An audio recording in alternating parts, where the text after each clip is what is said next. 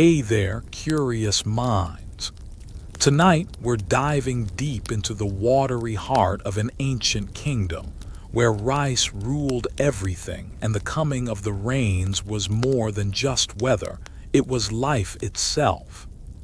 Close your eyes and imagine standing in a quiet Thai village, somewhere in the 13th century, long before smartphones or iced lattes. The air is thick and waiting. The frogs haven't croaked in days, which should worry you frankly, because those little amphibian weather predictors usually know when the skies are about to burst open. And the elders, they're watching the horizon, whispering to each other as if the clouds can overhear them. You feel it too, that electric tension right before a storm when the wind holds its breath. This isn't just rain we're talking about. This is destiny, soaked into every rice kernel you've ever eaten. Also, if you were born back then, chances are you wouldn't survive mosquito season. Just saying. Quick favor, before you dive into full-on relaxation mode, consider liking and subscribing. It helps more than you know, and I genuinely appreciate it if you do. If not, no worries, I'm just glad you're here. Let me know in the comments where you're listening from and what time it is. Always curious who's joining the journey. Wherever you are, I'm glad you're here. Let's take a moment to leave the noise of the day behind. Now, dim the lights, maybe turn on a fan for that soft background hum, and let's ease into tonight's journey together. You wake up early, just as the first glimmer of morning blushes against the thatched roof above you. The village of Sukhothai stirs slowly, with the faint rustle of woven skirts, the muffled creak of bamboo walls, and the low murmur of neighbors already outside, peering at the sky as though trying to read an invisible message written in cloud ink. The humid air kisses your skin, thick and sweet with the scent of damp earth, flowering herbs, and smoke from a breakfast fire smoldering nearby.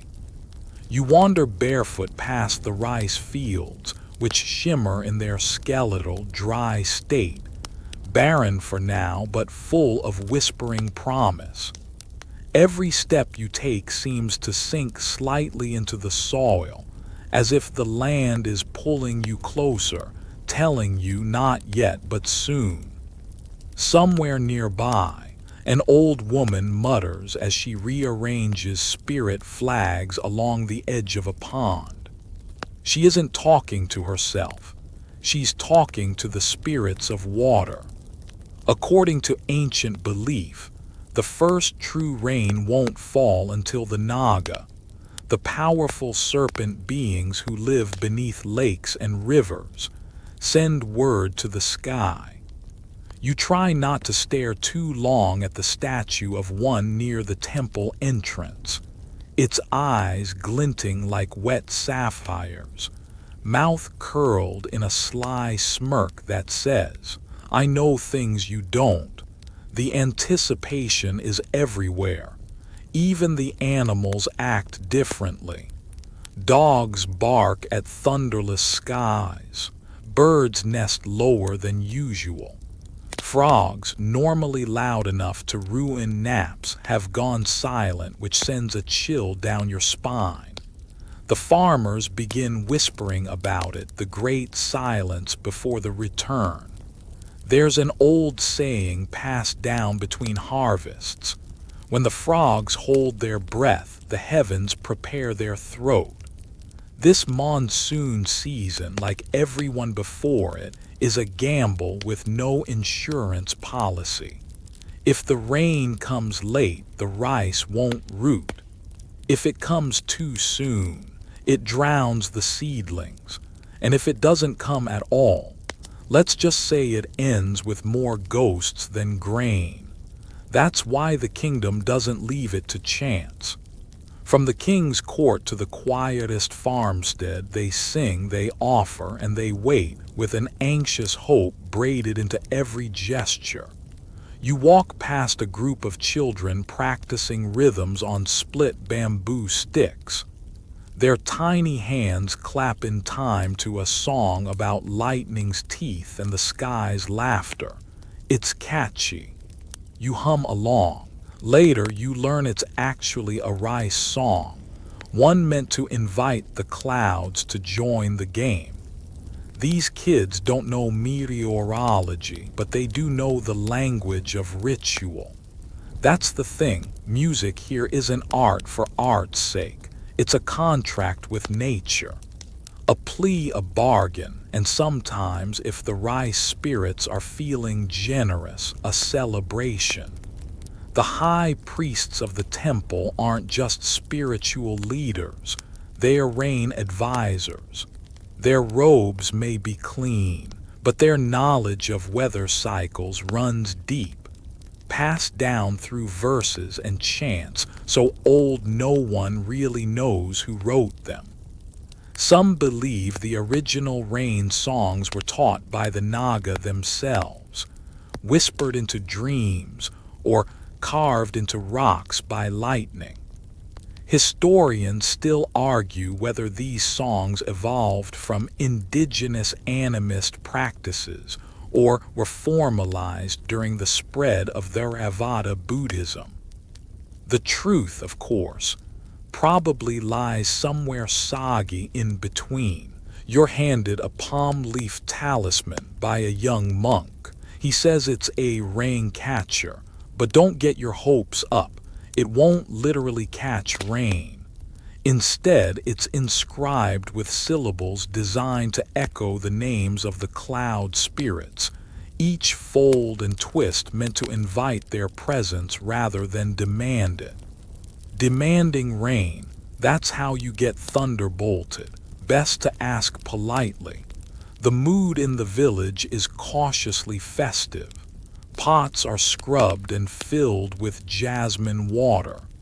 Cloth banners are dyed and hung across doorways. At night, small oil lamps line the main road like stars brought down to earth. And through it all, there's a low but persistent sound you begin to notice. Someone is always singing. Not loudly, not for attention, just murmuring a tune under their breath while sweeping, planting, or grinding rice. These melodies stitch the village together, soft threads binding action to intention. You spend one evening lying on the roof of a hut, the stars hidden behind drifting veils of darkening cloud. The air tastes like metal and flower petals. That's when the first raindrop lands on your forehead, cool, insistent, and immediate. Then another, then 1,000. It's not a downpour yet, but the applause has started. You hear cheers from down the hill.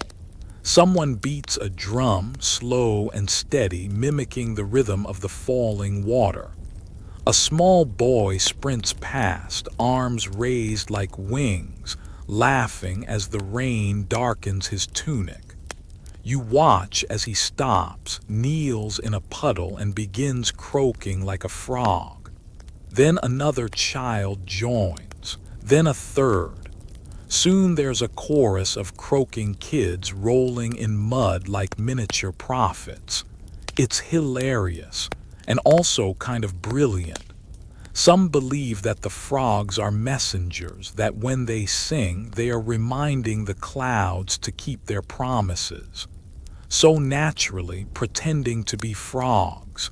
It's like joining the chorus of the natural world, using play as prayer. That night, as the rain steadies, you hear elders breaking into song.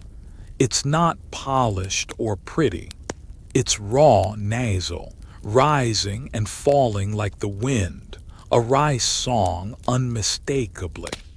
The words tell of a mother who gave birth to the rain, a lonely spirit who cried until the sky answered. There's no sheet music, no rehearsal, just feeling. You drift to sleep wrapped in a woven mat, the thatch roof drumming gently above you. And in that moment, you realize this isn't just a community waiting for rain. This is a people who have made art from patience, who turn anxiety into song and survival into ceremony. Tomorrow, the rituals will begin in earnest. Offerings will be prepared, animals coaxed into participation, and voices raised with more urgency. But for tonight, the first drops have returned, and that is more than enough. You wake to the smell of toasted rice and banana leaves, a scent so earthy and warm it feels like breakfast is giving you a hug.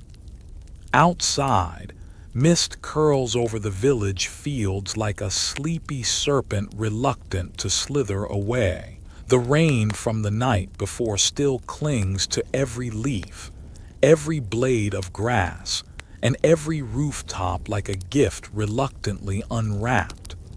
There's a new sound too, birds you haven't heard in days, their chirps sharp and bright as if they too are relieved the sky finally remembered its job. But none of this matters as much as one thing. The rice paddies are beginning to swell with life. You walk past rows of farmers ankle-deep in mud, bent like commas, planting each stalk with precision born from repetition and reverence. They don't talk much. Their focus is almost sacred, and why wouldn't it be? In ancient Siam, rice isn't just food. It's currency, calendar, inheritance, punishment, prayer, and sometimes, awkwardly, a marriage proposal. You mess with someone's rice, you mess with their entire universe. You help carry a basket filled with sticky rice balls, but it's not for eating, not yet. These are offerings for the field spirits, small, round, and pressed with fingerprints. They are meant to resemble little moon faces, each one smiling up at the sky. One farmer grins and tells you they are appetizers for the gods. You ask if the gods get full. He says they never do. A girl named Molly, barely 10, shows you her rice doll. It's made from leftover husks and dressed in flower petals. She names it after her grandmother and insists it keeps the bad spirits away from the seedlings. Historians still argue whether rice dolls were ever part of formal rituals or just cute side projects made by kids imitating adults. Either way, the tradition stuck. And when Molly places the doll gently in a dry patch near the irrigation ditch, you don't question it. You kind of want to make your own now. Even the tools used in the rice fields carry meaning. That wooden scoop, it's shaped like a naga's tongue. The curved sickle, its edge is sharpened not just with oil, but with a whispered blessing that sounds suspiciously like a warning. The elders say each tool has a spirit. Lose one, and you're not just clumsy, you're disrespectful. In the nearby wat or temple, monks chant softly over bowls of raw rice before distributing them to families. It's believed the rice, having absorbed the vibrations of the chants, now carries a sort of moral flavor. You're told not to waste a single grain or else risk spiritual indigestion, or worse, have a karmic slap delivered to your next bowl of curry. You sit for a moment under the wide leaves of a tamarind tree, chewing on a stalk of sugar cane someone hands you, and watch as an older man explains the rice calendar using nothing but shadows and knots on a rope. The system is so precise, it's practically an agricultural oracle. He says the third full moon after the first frog song marks the best day for planting. You nod like that makes perfect sense. Nearby, a woman named Noi prepares a mixture of fish entrails, crab shells, and fermented rice to toss into the canals. It smells like a failed science project, but it's actually a traditional fertilizer offering meant to both nourish the soil and appease aquatic spirits. You gag slightly, which she finds hilarious. She says it's good luck to cry from the smell. You're not sure if she's joking, and neither is your nose. Noi tells you about the old saying, without rice, even the spirits go hungry. That's why during ceremonies, monks don't just bless rice. They rely on it to power rituals, offerings, and even the daily alms rounds. If a monk shows up at your door and you hand him anything but rice, he might smile politely, but deep down he's judging you. You watch a village elder draw a spiral in the mud using a stick dipped in charcoal. He explains this is the path of the rice soul, a visual mantra meant to be traced silently while planting. Supposedly, if your rows follow this gentle curve, the rice goddess feels more welcomed. Crooked rows invite confusion, and nobody wants confused rice. A passing scholar visiting from the capital leans over and whispers to you that some believe rice has memory, that it can remember the hands that planted it, the voices that sang to it, and even the emotions in the field. That's why you should never argue near the paddies, or worse, curse. A single angry word could ripple through the stalks like a bad vibe in a group chat. You find a flat stone near the irrigation ditch where children gather to press rice grains into clay to make amulets. Some are shaped like fish, others like hands or lotus blossoms. One boy makes a tiny clay chicken and explains, dead serious, that it protects the rice from duck spirits. You decide not to question the logic. After all, ancient animism has room for very specific fears. That evening, the village gathers near the temple bell. The air is damp and fragrant, thick with jasmine and river mud. An elder lifts a carved wooden frog and begins to rub its back with a stick, making it croak. It's a sound you've heard 100 times, but now it feels like something more. It's the sound of memory, hope, and maybe a little mischief. The frog song leads into a rice song. This one is slower, its rhythm like water dripping steadily from the corner of a roof. The lyrics praise the spirit Nang Kassap, the rice mother. She is part goddess, part myth, and possibly just a glorified metaphor for abundance. But don't tell that to the woman next to you clutching a clay figure of her wrapped in banana leaf. To her, Nang Kassap is very real. The story goes that she gave birth to all the rice in the world, then fled into the wilderness when humans grew greedy and disrespectful. Ever since, every planting season is basically a wooing ritual, trying to convince her to come back and bless the crop. You look around and think, honestly, if you were her, this isn't a bad offer. Songs, gifts, and spicy fish wrapped in herbs. Sign me up. Just before bedtime, you find yourself kneeling next to a tiny altar outside a home. A candle flickers beside a bowl of rice, a cup of water, and a tiny clay flute. The homeowner, a gentle old man with more wrinkles than roof tiles, tells you that rice listens best when offered music and kindness. You believe him.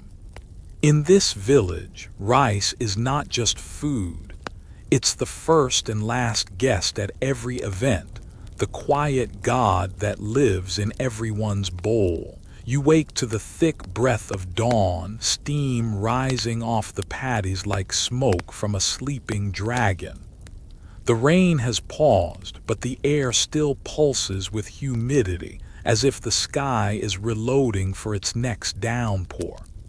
You step outside and hear it right away, not the croak of frogs or the clatter of planting tools, but singing. Not just one voice, dozens. Soft, rhythmic, circling the fields like wind chasing its own tail. The rice songs have begun in earnest. This is the day when the village sends its voices upward, weaving melodies with muddy feet and hopeful hearts. The songs are simple, just a few lines repeated over and over until they become something else. Not just words, but spells made of sound. You find yourself humming along before you even understand the lyrics. That's the thing about these chants. They are meant to be felt before they are understood. The leader of the singers is a woman named Suda, whose voice cuts through the morning like incense through fog. She sings not just from her throat, but from somewhere behind her ribs, deep and resonant like a drum stretched over the bones of a rain cloud. She tells you this particular song is for awakening the water buffalo spirits. Because yes, even buffalo have spirits worth waking. And considering how important they are for plowing, you definitely want those spirits in a good mood. One line of the song, sung every fifth repetition, is uttered backwards. You're told it's a secret trick meant to confuse evil spirits, who apparently get bored trying to decipher lyrics in reverse. Historians still argue whether this practice comes from ancient tantric traditions or is just a clever excuse for mumbling. Either way, it works. The kids trying to imitate it burst into laughter halfway through and give up. You walk with the group as they circle the rice fields 3 times, clockwise of course, to mimic the sun's path. It's believed that this direction encourages growth, while walking counterclockwise invites rot. No pressure. The rhythm is slow and hypnotic, anchored by hand claps and the occasional slap of a wooden fish drum. One elderly man carries a gourd shaker filled with dried seeds. It makes a dry, rattling sound, like a gentle scolding from Mother Nature herself. A young boy skips beside you with a makeshift flute carved from bamboo. It only has 3 notes, and he plays them with absolute confidence, even if they don't quite match the key of the song. No one corrects him, because here, music isn't about perfection, it's about offering. A melody slightly out of tune is still a ladder to the clouds. As the sun rises higher, the singers stop in front of a wooden post adorned with ribbons and feathers. It's the sky marker, a ceremonial totem meant to guide the rain spirits. Offerings are placed at its base: betel leaves, roasted rice, a bundle of herbs tied with red string. A young girl with silver powder smeared on her cheeks kneels and begins a solo verse, her voice trembling slightly but growing stronger with each line. You catch the phrase, "We send you sweetness, send us your flood." It's beautifully direct. Later, you sit under a tree with one of the temple novices who explains how these songs are passed down. Not written, not even officially memorized. Just heard, repeated, and slowly absorbed like water into cloth. Each village has its own version, and some tunes change slightly every year, depending on how the last harvest went. A good year gets a cheerful chorus. A bad year, maybe the lyrics include a few veiled threats to the rain spirits. Respectful ones, of course. You hear a group of men performing a call and response version of the rice song, their voices overlapping like interwoven vines. One line praises the rice mother's long hair, the next begs her to brush it gently, lest she shake too hard and send a flood. It's both reverent and oddly domestic. You can't help but smile at the mental image of a goddess casually brushing her celestial hair over a mountain range. Nearby, a woman uses a two-stringed fiddle called a saw-yu to accompany her own version of the chant. The instrument's voice is nasal and mournful, like a mosquito with heartbreak. But somehow it works. Her song tells the story of a lonely cloud that wandered too far and forgot how to cry. It wasn't until it heard the rice song she sings that the tears returned. You look up at the sky and wonder if it's listening. As noon approaches, the singers move to the temple courtyard where a ceremonial stage has been set with garlands and offerings. A small troupe of performers begins a more theatrical version of the rice song, complete with choreographed movements and elaborate headdresses.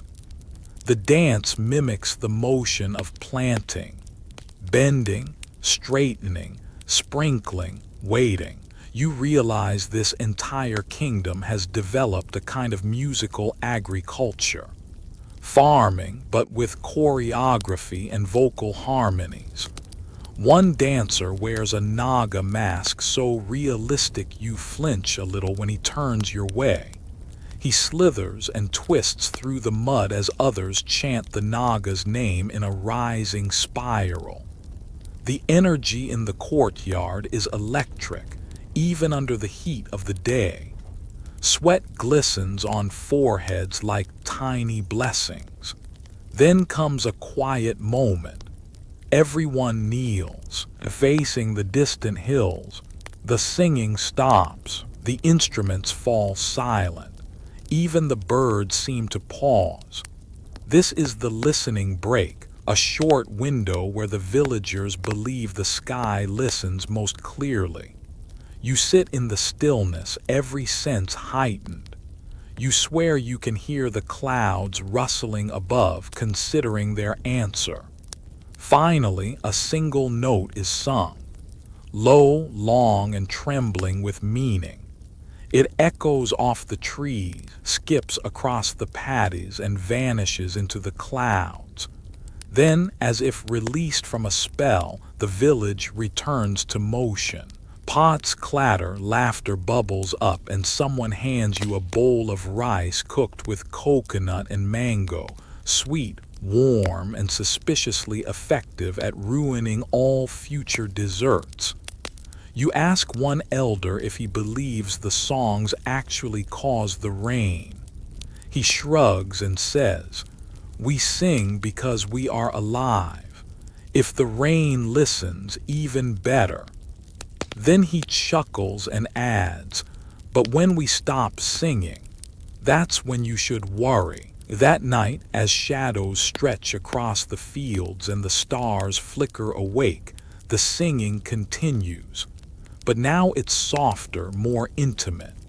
Families sing around fires, mothers hum lullabies that somehow sound like the morning's chants in miniature. Even the crickets seem to fall into rhythm. You curl up near the temple steps, lulled by the sounds of music, mud, and memory. Somewhere above, the clouds continue to gather. The night folds itself into velvet silence, broken only by the occasional drip of leftover rain rolling off banana leaves and the rhythmic, lazy chirping of frogs who have declared themselves village DJs. You stretch, roll your shoulders, and take a deep breath of the thick, warm air, like breathing in steamed pudding. The scent is floral and a bit smoky, a sign that something ceremonial is being prepared not far from the temple. When you reach the clearing, torches are already blazing. Their flames flicker like gossiping tongues, throwing tall shadows of dancers warming up in slow, undulating movements. This isn't just any performance, it's the Rain Diva dance, a sacred reenactment believed to charm the celestial beings who control the rains. You're handed a flower garland, loosely strung with jasmine and ginger blossoms. It's a ticket of sorts, a quiet invitation to witness the unseeable. The stage is a patch of cleared earth bordered by stones painted with ochre swirls and spirals. In the center stands a tall bamboo pole wrapped in white silk, crowned with a carving of a deity with multiple arms, each one holding a different tool of weather. A ladle of water, a puff of cloud, a bolt of lightning shaped like a ribbon. This is Phaya the Warat, one of the most revered rain devas. Historians still argue whether this figure predates Hindu influence or is a local twist on broader storm god myths. Either way, their wardrobe's fabulous. As drums begin to pulse from behind the trees, the dancers emerge. Their movements are unlike anything you've seen. Sharp elbow jabs followed by sweeping arm gestures that seem to draw invisible shapes in the air. One dancer, tall and covered in golden dust, twirls so slowly it feels like time bends around her. Another flits in and out of the torchlight with steps as quick as dragonfly wings. A woman next to you whispers that the dance mimics the journey of the rain devas as they descend from the mountains, gathering wind, cooling fire, and finally falling into the valley as storm. Each movement symbolizes a transformation, cloud into water, chaos into balance, spirit into soil. There's something deeply hypnotic about the precision of it all. You blink and realize 10 minutes have passed and you haven't moved. Children join the outer ring of the performance, clapping stones together in a soft, offbeat tempo. Their part is called the splash rhythm, meant to mimic rain hitting different surfaces. The sounds are subtle, stone on wood, stone on stone, stone on leaf, and yet somehow it paints a picture you can almost feel against your skin. One of the dancers breaks formation and approaches the pole in the center. She bows deeply, then offers a bowl filled with polished river pebbles, each inscribed with a different ancient glyph. It's said these stones are messages to the sky, encoded in symbols only the Devis can read. You lean in and notice one stone has a smiley face scratched into it. A kid's addition, maybe. But who says Devis don't appreciate humor? A gust of wind swirls through the clearing and someone behind you mutters, "She's coming." You aren't sure who she is, but your goosebumps answer anyway. The dancer's movements grow more frantic now, spins and stomps, limbs slicing through humid air like spells. A fringe belief among villagers is that when the dance hits its peak, the lead dancer becomes possessed by a rain spirit. Whether symbolic or actual, you're not about to blink and miss it, and then it happens. The lead dancer falters slightly, her breath catching as if it's been replaced by something older. Her eyes narrow. She moves in sharp, declarative steps, each landing like punctuation in a forgotten language. The air seems to tense around her. A hush falls over the crowd. Even the frogs shut up. You hear a single chime, an unseen bell, high and delicate. The dancer stops, raises her arms, and speaks not in words but in tones. Long musical notes like the wind singing through hollow reeds. A monk nearby places his hands together and begins to chant along, his voice adding a low hum beneath her melody. Others join. It grows layer by layer until the clearing vibrates with the sound of collective desire. Then, as quickly as it began, it stops. Silence crashes down like a stone into still water. The dancer collapses gently into a bow and the crowd exhales. You hadn't realized you'd been holding your breath. Later, as the torches burn low and the crowd begins to disperse, you find yourself staring up at the sky. Somewhere beyond the dark velvet is a layer of moisture waiting. The air feels charged like a drawn bowstring. You ask an elder if the dance worked. He shrugs and says, "Ask the frogs. If they are loud tonight, rain is listening." You do hear them, eventually, louder now, singing their own slippery songs into the night. But there's something else too, drips from the leaves more frequent. A breeze that's suddenly cooler, and then a single fat drop on your forehead, another on your shoulder, and then the sky exhales. The rain doesn't crash, it glides. Long, steady ribbons falling straight down like silk unraveling from the clouds. The villagers don't run. They stand there, faces turned upward, grinning. Some even start dancing again, slowly, as if the gods deserve an encore. You're soaked within minutes and you don't care. It's not just weather, it's response. A nod from above. And because no one wants to sleep wet, a dozen little fires spring up under stilted houses. Families gather, steam rising from their clothes, bowls passed around filled with hot rice and ginger broth. The stories begin again, of previous rain dances, of when the Devis sent too much and the fields turned into lakes. Or worse, when they withheld their gifts and the soil cracked open like old pottery. You hear one man describe a time when the rain Devis were said to have fought among themselves. The eastern sky rumbled with thunder, while the western sky stayed stubbornly clear for months. Crops died. People wept. The only thing that brought balance back, a song composed entirely of nonsense syllables sung by a child with a stutter.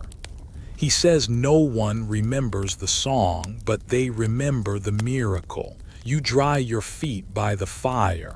Sip something sweet and mildly alcoholic from a bamboo cup, and let the sound of rain take over your mind. It doesn't matter whether the dance summoned the storm or the storm inspired the dance. What matters is the connection, the sacred give and take between humans and the heavens, written not in ink but in mud, breath, and song. As the fire crackles and the rain softens to a whisper, a child crawls into her grandmother's lap and asks if the rain devils sleep during the dry season. The grandmother smiles and says, "No, little one, they dream." And when we sing, we wake them gently. You wake up to the sound of tapping, not thunder this time, but something more intentional, like nature playing percussion. It's rhythmic, almost musical, and it takes you a moment to realize it's coming from long, hollow bamboo poles strung under the eaves of nearby homes. As rain drips onto them, they create a soft, syncopated beat, like someone drumming with the patience of centuries. It's not an accident. These are rain drums, and they are as much a part of the ancient Thai celebration as rice itself. You step outside into a world still slick with last night's blessing. The scent of wet earth and jasmine follows you like a shy child. Everything glows faintly, leaves shimmer, puddles reflect a sky too heavy with clouds to be blue, and your skin tingles from the humidity that never quite goes away. You hear the bamboo again, plunk, plink, talk, talk, each note slightly different depending on the shape and age of the pole. A villager named Wichai explains that these bamboo drums aren't played by hands but by the rain itself. The villagers believe each drop chooses its note, crafting a song meant only for those who stop long enough to listen. You crouch next to one and tilt your head. Sure enough, the melody is there. A little chaotic, sure, but oddly soothing, like jazz written by weather. Further into the village, you find a small workshop filled with bamboo poles, some carved into tubes, others split and burned at the ends. A wiry old man named Anand sits on a mat, his hands moving confidently across a half-finished rain drum. He grins and pats the ground next to him, inviting you to sit. The smell of singed bamboo wafts through the air as he tells you about the spirits said to live inside each stalk. According to Anand, bamboo isn't just a plant, it's a messenger. Its hollow structure is perfect for holding wind, echo, and sometimes whispers from the other side. He says if you press your ear to the right pole on the right day, you'll hear the voices of the ancestors arguing about whether this year's rain will be early or late. Historians still argue whether these beliefs emerged from animist roots or practical farming rituals. But let's be honest, listening to bamboo whisper is more fun than reading a weather report. Children run past you, chasing each other with small clappers made from two flat bamboo pieces tied with string. Every time they snap one, it makes a sound like a dry raindrop, sharp and cheerful.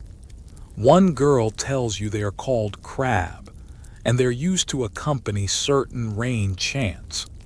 She demonstrates a rhythm that starts slow and then doubles in speed, mimicking the buildup of a storm.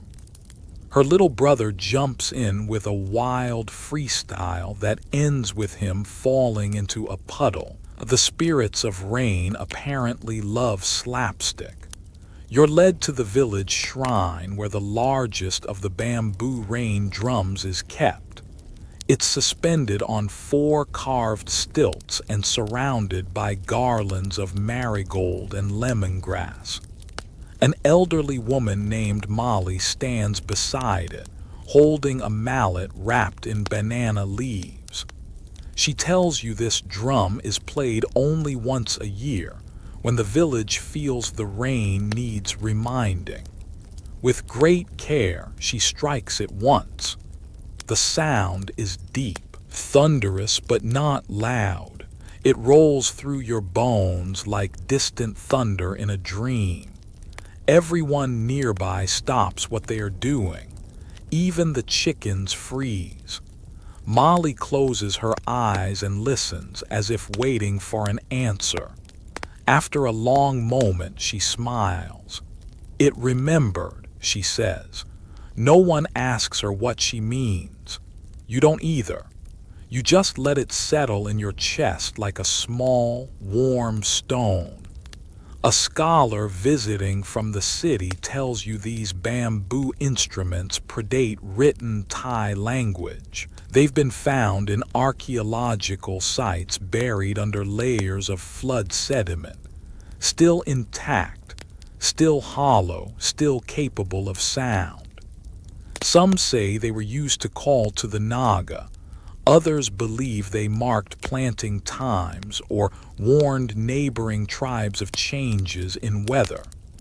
There's even a fringe theory that the hollow tones of bamboo helped early farmers develop the tonal structure of the Thai language itself.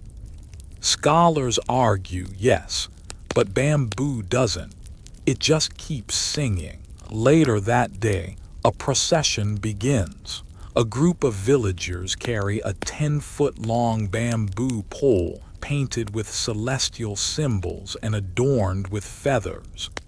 It's called Tun Mai Fan, or the rain tree. Though not an actual tree, it's treated with the same reverence.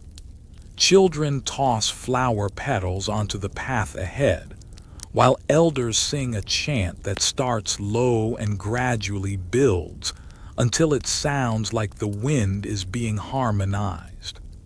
At the center of the procession is a boy dressed in white silk, his face painted with dots meant to resemble raindrops. He carries a small bowl of rainwater collected during the last storm, and every few steps he sprinkles a bit onto the path. You're told this act reminds the earth what it feels like to be blessed. A poetic sentiment, sure, but also a practical one when you live off the whims of weather. When the procession reaches the fields, the Tun Mai Fan is planted upright in the mud.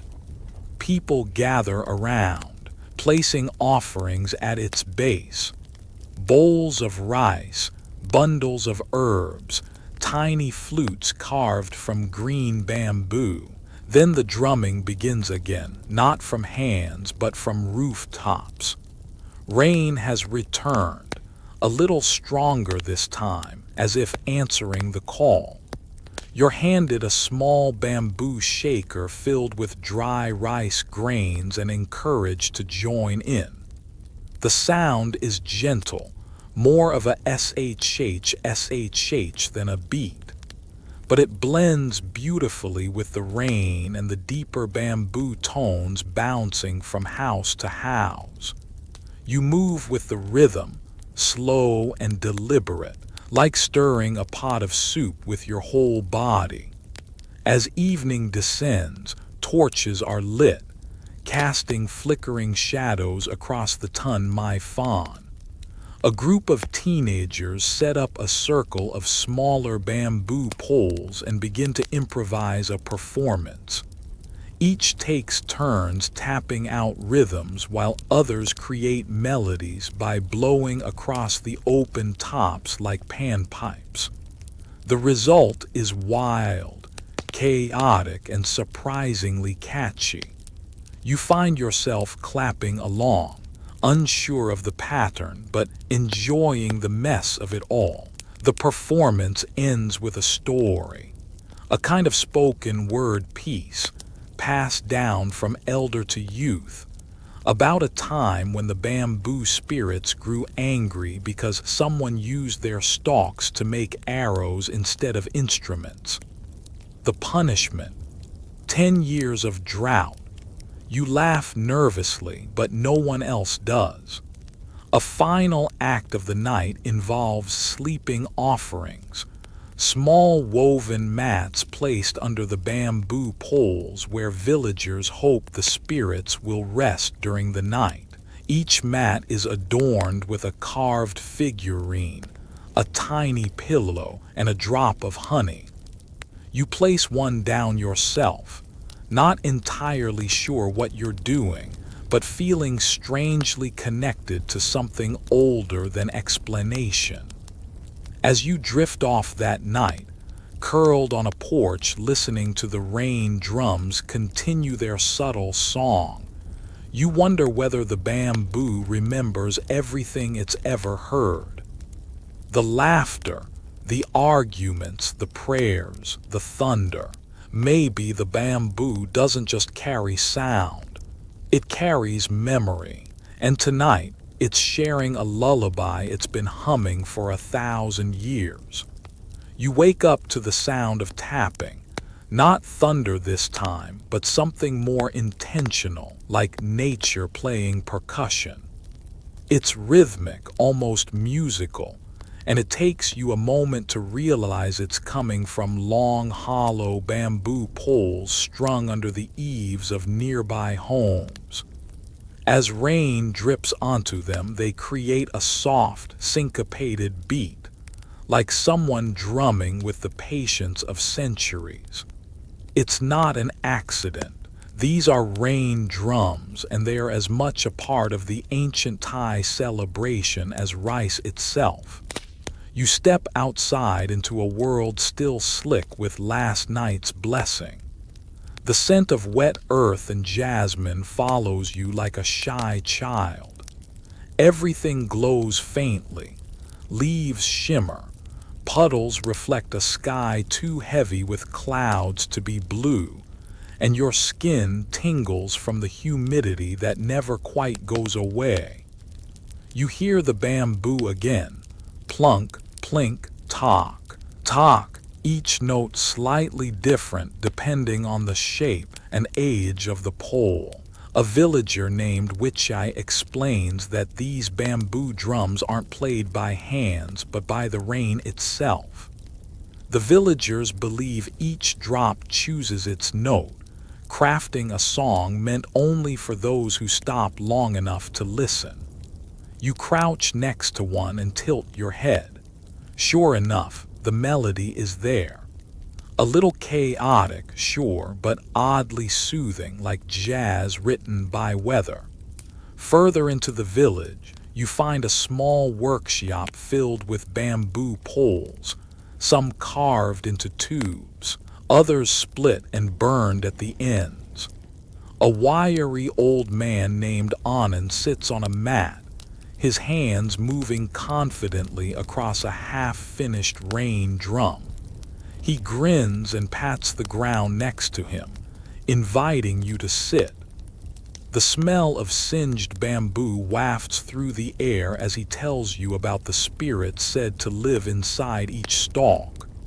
According to Anand, bamboo isn't just a plant, it's a messenger. Its hollow structure is perfect for holding wind, echo, and sometimes whispers from the other side. He says if you press your ear to the right pole on the right day, you'll hear the voices of the ancestors arguing about whether this year's rain will be early or late. Historians still argue whether these beliefs emerged from animist roots or practical farming rituals. But let's be honest, listening to bamboo whisper is more fun than reading a weather report. Children run past you, chasing each other with small clappers made from two flat bamboo pieces tied with string. Every time they snap one, it makes a sound like a dry raindrop, sharp and cheerful. One girl tells you they are called crab, and they're used to accompany certain rain chants. She demonstrates a rhythm that starts slow and then doubles in speed, mimicking the buildup of a storm. Her little brother jumps in with a wild freestyle that ends with him falling into a puddle. The spirits of rain apparently love slapstick. You're led to the village shrine, where the largest of the bamboo rain drums is kept. It's suspended on 4 carved stilts and surrounded by garlands of marigold and lemongrass. An elderly woman named Molly stands beside it, holding a mallet wrapped in banana leaves. She tells you this drum is played only once a year, when the village feels the rain needs reminding. With great care, she strikes it once. The sound is deep, thunderous but not loud. It rolls through your bones like distant thunder in a dream. Everyone nearby stops what they are doing. Even the chickens freeze. Molly closes her eyes and listens as if waiting for an answer. After a long moment, she smiles. "It remembered," she says. No one asks her what she means. You don't either. You just let it settle in your chest like a small, warm stone. A scholar visiting from the city tells you these bamboo instruments predate written Thai language. They've been found in archaeological sites buried under layers of flood sediment, still intact, still hollow, and still capable of sound. Some say they were used to call to the Naga. Others believe they marked planting times or warned neighboring tribes of changes in weather. There's even a fringe theory that the hollow tones of bamboo helped early farmers develop the tonal structure of the Thai language itself. Scholars argue, yes, but bamboo doesn't. It just keeps singing. Later that day, a procession begins. A group of villagers carry a 10-foot-long bamboo pole painted with celestial symbols and adorned with feathers. It's called Tun Mai Fan, or the rain tree. Though not an actual tree, it's treated with the same reverence. Children toss flower petals onto the path ahead, while elders sing a chant that starts low and gradually builds until it sounds like the wind is being harmonized. At the center of the procession is a boy dressed in white silk, his face painted with dots meant to resemble raindrops. He carries a small bowl of rainwater collected during the last storm, and every few steps he sprinkles a bit onto the path. You're told this act reminds the earth what it feels like to be blessed. A poetic sentiment, sure, but also a practical one when you live off the whims of weather. When the procession reaches the fields, the Tun Mai Fan is planted upright in the mud. People gather around, placing offerings at its base: bowls of rice, bundles of herbs, tiny flutes carved from green bamboo. Then the drumming begins again, not from hands but from rooftops. Rain has returned, a little stronger this time, as if answering the call. You're handed a small bamboo shaker filled with dry rice grains and encouraged to join in. The sound is gentle, more of a SHH than a beat, but it blends beautifully with the rain and the deeper bamboo tones bouncing from house to house. You move with the rhythm, slow and deliberate, like stirring a pot of soup with your whole body. As evening descends, torches are lit, casting flickering shadows across the Tun Mai Fan. A group of teenagers set up a circle of smaller bamboo poles and begin to improvise a performance. Each takes turns tapping out rhythms while others create melodies by blowing across the open tops like panpipes. The result is wild, chaotic, and surprisingly catchy. You find yourself clapping along, unsure of the pattern but enjoying the mess of it all. The performance ends with a story, a kind of spoken word piece passed down from elder to youth, about a time when the bamboo spirits grew angry because someone used their stalks to make arrows instead of instruments. The punishment: 10 years of drought. You laugh nervously, but no one else does. A final act of the night involves sleeping offerings, small woven mats placed under the bamboo poles where villagers hope the spirits will rest during the night. Each mat is adorned with a carved figurine, a tiny pillow, and a drop of honey. You place one down yourself, not entirely sure what you're doing, but feeling strangely connected to something older than explanation. As you drift off that night, curled on a porch listening to the rain drums continue their subtle song, you wonder whether the bamboo remembers everything it's ever heard. The laughter, the arguments, the prayers, the thunder. Maybe the bamboo doesn't just carry sound, it carries memory. And tonight, it's sharing a lullaby it's been humming for 1,000 years. Your nose wakes up before the rest of you. There's a warm, almost buttery aroma wafting through the morning air, chased by a spicy undertone that dances up your nostrils and makes your stomach whimper like a stray dog outside a noodle shop. You roll over and hear the rustle of banana leaves. Someone nearby is unwrapping food. Not just any food. This is offering day, and the kitchen spirits are in overdrive. Today marks the culmination of the first successful rainfall, and in ancient Thai tradition, this means feasting. Not just for the humans, but for the sky as well.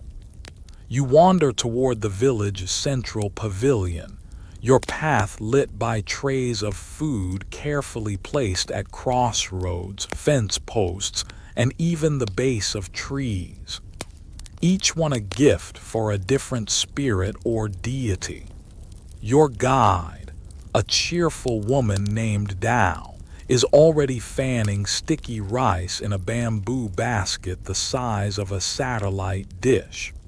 She nods toward a steaming pot of king ling, a delicate vegetable soup made from rain-fed pumpkin blossoms, river mushrooms, and the tiniest shrimp you've ever seen. "This is for me, Fossop," she says, the ancient rice mother. She waves her fan toward another pot bubbling ominously. "That's for the rain spirits. It's got 7 kinds of chili. They like it hot. The tradition is simple. When rain comes and blesses the fields, you give thanks with food that couldn't exist without it. Everything cooked today has to include something that grew because of the rain. Mushrooms from the forest floor, water spinach from the flooded ditches, young bamboo shoots snapped just after the storm." Historians still argue whether this feast predates the organized agricultural calendar or was cleverly grafted onto it. But everyone agrees on one thing: you don't skip it. unless you want grumpy spirits and grumpier neighbors. Children carry offerings on palm leaf platters. One child has tiny bananas carved to look like laughing faces. Another has a pyramid of purple rice dyed with butterfly pea flowers. One small boy proudly balances a grilled catfish on his head like a waiter with a vendetta. All these dishes are destined for the sacred altar, placed under a bodhi tree hung with bells. A monk arrives, not with fanfare but with a calm that seems to hush the frogs. He lights a coil of incense and begins to chant, a low vibration that nestles under your skin and makes your eyes want to close. You resist because you don't want to miss the moment. The offerings are arranged, the chanting builds, and then Tao takes a ladle of the 7 chili broth and flings it skyward. It arcs like a firework and lands somewhere in the tree branches, startling a bird that clearly wasn't prepared to be baptized. Everyone laughs, and just like that, the formality softens into celebration. People begin to eat, not from the altar, of course, but from giant communal pots lined up like a buffet blessed by the gods.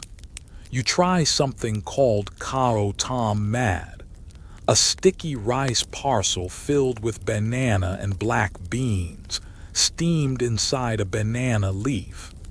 It's sweet, warm, and ridiculously comforting, like being hugged by a grandparent you've never met.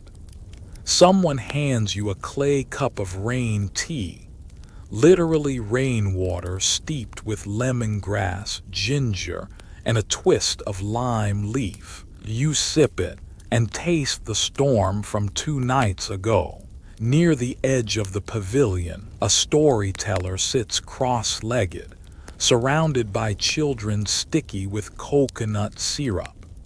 He tells the tale of Fra Ram and the crocodile sky, how in ancient times the gods had to wrestle rain from the jaws of a celestial beast whose mouth opened and closed unpredictably. According to the tale, rice songs were invented to soothe the beast, making it release the rain in gentle drizzles instead of apocalyptic dumps. Fringe theory, probably, but it explains a lot about the weather.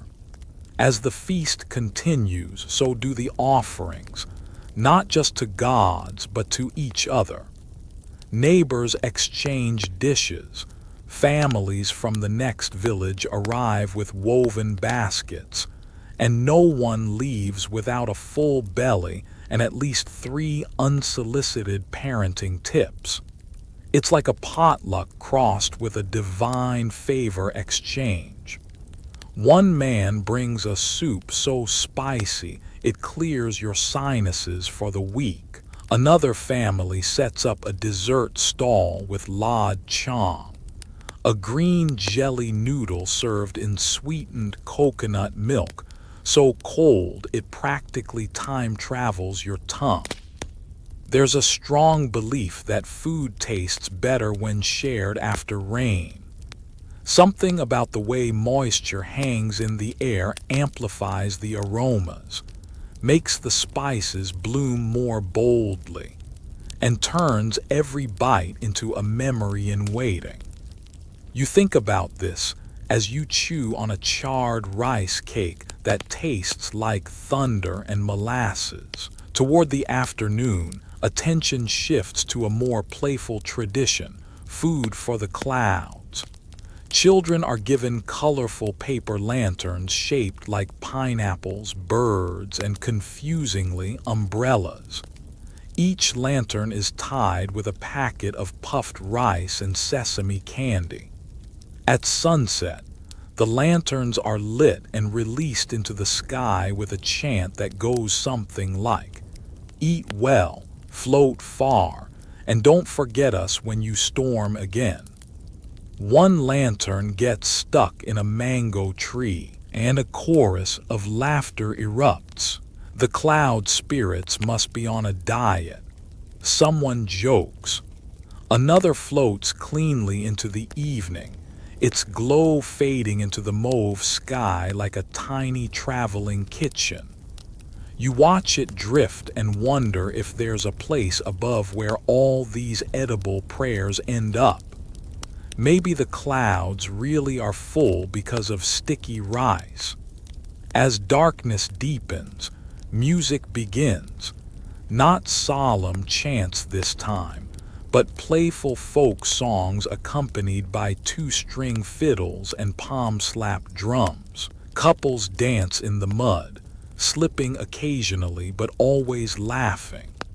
Elders sit on woven mats, drinking rice wine and reminiscing about rainstorms past.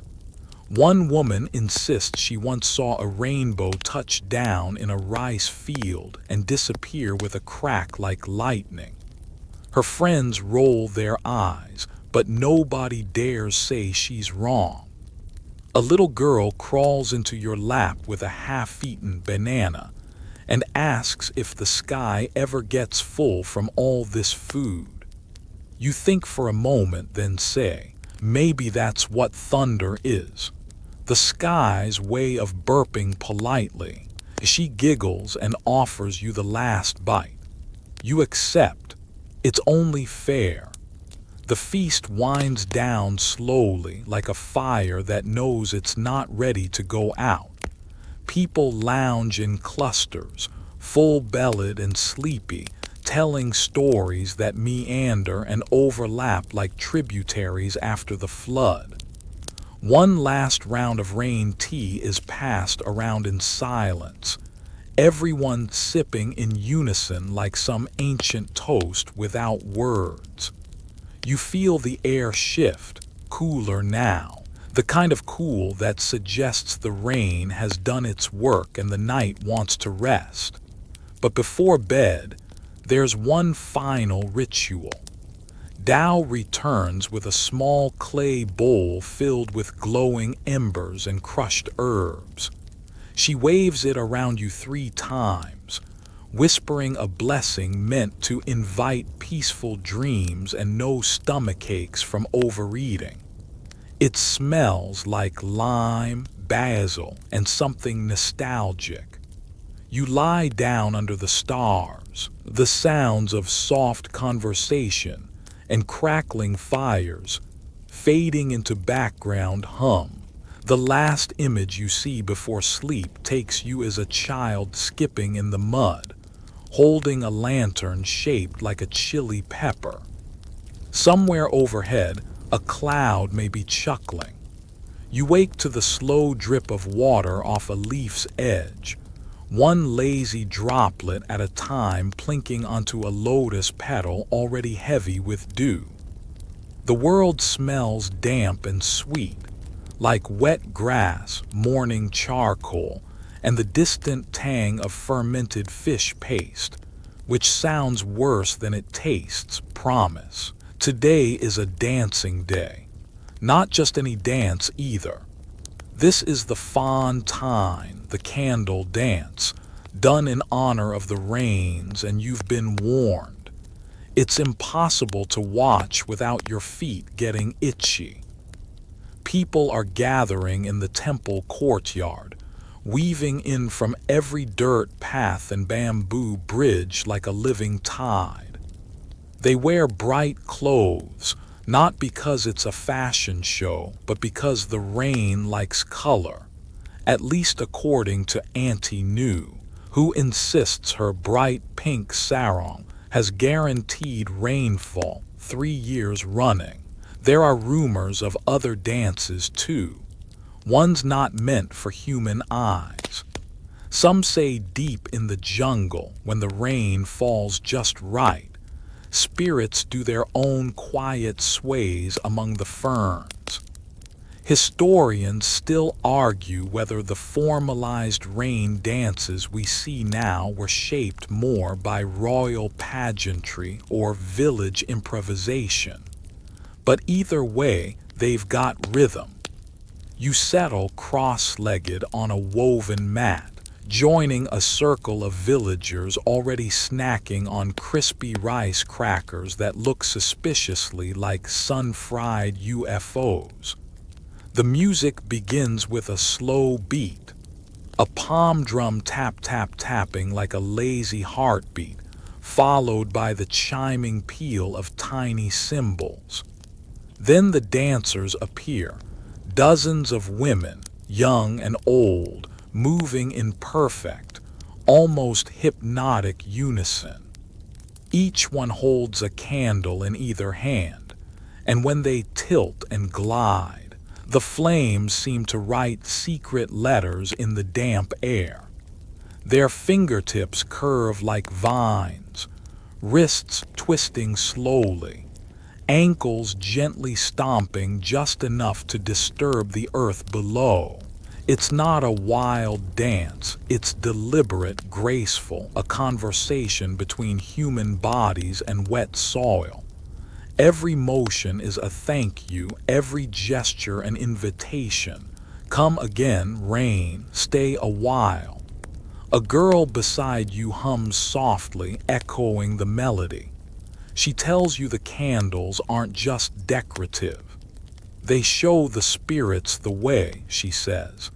Even when it's dark, even when we're sad, there's a truth in that. Dancing in honor of something you can't control might be the most human thing we do. And let's be honest, if the weather could be tamed by twerking, we'd all be out there doing our part. As the sun climbs higher, so does the tempo. Drummers switch to hollowed log drums called klong yao, long enough to double as transportation in an emergency. Dancers twirl now, the flames spinning in loose arcs that make you blink and blink again. One dancer winks at you mid-turn. You're not sure if she's teasing or just enjoying the moment, but you grin anyway. It's hard not to. Then come the rain hats, giant conical creations made of bamboo and palm, decorated with dangling beads and tiny bells. The next set of dancers wears them like crowns, their steps heavier, more playful. They stomp puddles on purpose, sending up little eruptions of joy that splash nearby kids and elders alike. Nobody minds. The front row even leans in like they're daring the water. A man near the stage carries a carved rain drum, an enormous instrument shaped like a coiled serpent, its sides painted with storm clouds and leaping fish. When he strikes it, the whole ground seems to breathe. The children gasp. So do you. It's not just percussion, it's thunder's little cousin stopping by for lunch. A reminder that rhythm didn't start with humans. It started with dripping caves, echoing valleys, and frogs that couldn't shut up. Speaking of frogs, one of the more fringe elements of today's celebration is the frog dance. And no, it's not subtle. A group of teenagers, faces painted green and wearing padded suits with enormous foam legs, leap awkwardly onto the stage. They croak, ribbit, and slap their thighs with all the seriousness of a martial arts demonstration. The crowd howls with laughter. Somewhere, an actual frog probably feels very seen. You learn the frog dance isn't just comic relief. It's believed to mimic the movements that once called rain in prehistoric times. Or, as Tao whispers with a smirk, it's what the spirits would do if they had knees. The idea is to entertain the sky so much it rewards the village with another downpour, basically rain by bribe. You respect the hustle. As midday arrives and shadows shrink, there's a shift. The performances give way to participatory dance. That's right, it's your turn now. A group of elderly women takes the lead, beckoning anyone nearby to join them in a circle. No experience necessary. All limbs welcome. The music softens and your body begins to move almost in self-defense against the rhythm. You sway, you step. You mess up and step on someone's foot who doesn't seem to mind at all. The earth feels warm under your soles, a little sticky, a little alive. Someone hands you a ribbon to tie around your wrist, a charm of thanks in case the rain is watching. Another girl ties a bell to your ankle. It jingles with every move, making you feel like a festive cat in a rice paddy. At one point, the dancers create a tunnel with their arms, and everyone takes turns passing through. Each person offers a wish out loud. Some wish for good harvests, some for love.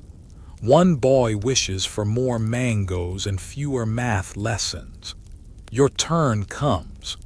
You walk through the archway of arms, whisper your own wish into the breeze, and let it dissolve into the humidity. Afterward, you sit catching your breath with a cup of tamarind juice that's both tart and weirdly soothing. All around you, people look flushed and happy. Some fans made from banana leaves wave lazily in the afternoon haze. A baby claps along with no sense of rhythm and all the pride in the world. A dog snoozes under a table like he's seen this show 100 times and already knows the ending. Nearby, an elder tells a story about how, long ago, a dancer's tears once brought the rains when all else failed. She danced for 3 days straight until the clouds finally wept with her. Some say it's just a myth. Others swear it happened in their grandmother's time. Historians still debate whether such tales were symbolic or rooted in specific drought events. But tonight, no one's interested in scholarly footnotes. Just the beat, the movement, the gratitude held in each careful step. The sky above stays bright but teasing. Heavy clouds loiter in the distance, undecided. But that's okay. The point isn't to demand rain, it's to thank it, flatter it, romance it a little. And if that doesn't work, well, there's always more dancing tomorrow. As the music drifts away and people wander off for afternoon naps, you linger a little longer, your body still buzzing with rhythm and candlelight. Your feet ache in the nicest way, like they've finally remembered something they forgot long ago. The courtyard is quiet now, scattered with flower petals, footprints, and the scent of lemongrass oil lingering like a lullaby. A rooster struts across the now empty stage, pausing in what looks suspiciously like a bow. Somewhere, thunder chuckles again. You trail after a procession of lanterns as dusk drapes itself over the village like a sleepy cat curling up on a windowsill. The air is thick with the aroma of grilled banana leaves, the kind that hides sticky rice and black beans in its green folds like edible secrets. Your fingers are a little sticky from dessert. Your ears still echo with the last drumbeat of the candle dance, but your feet pull you toward the river, where another kind of celebration waits, the kind that tastes like fire and sings like water. Down at the bank, long wooden platforms stretch out over the water like sleepy fingers reaching toward the moon's reflection. Oil lamps flicker along their edges, casting golden puddles of light that ripple with every breeze, and perched casually beside them pots, dozens of them, not for cooking, for drinking. These are the clay jars of rice wine that are as much a part of the rain season ritual as prayer or planting. You're handed a bamboo straw so long you feel like you're preparing to duel someone from across the table. A woman in a blue fa-sin skirt smiles and gestures for you to take a sip. For the spirits, she says, but also because it's delicious. She's right.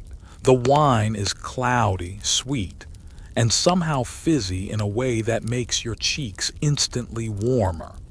It tastes like fermented gratitude and slightly bad decisions. You take another sip. A few elders sit cross-legged near the water, cradling wooden instruments that look half broken but sing like they remember how thunder was born. There's the Khan, a bamboo mouth organ that wheezes and pulses like the sound of old trees breathing. And the pin, a three-stringed lute that seems to have an opinion on everything. One man plucks a tune, and just like that, the river begins to listen. The songs that follow are ancient, at least that's what people say, but no one can agree on how old exactly. Historians still debate whether these melodies were passed down orally from the Dvaravati era, or if they were stitched together during later Ayutthaya ceremonies to sound timeless. All you know is they pull you in, each note curling like incense smoke into your thoughts. The lyrics, sung in a slow, yawning chant, speak of rain clouds shaped like dragons, lovers separated by monsoons, and rice grains whispering beneath the soil. Someone beside you explains that the river is more than just water. It's a messenger. Songs sung here are believed to travel with the current, passed along to other villages, to fish, to frogs, maybe even to the rain gods themselves if the timing's right.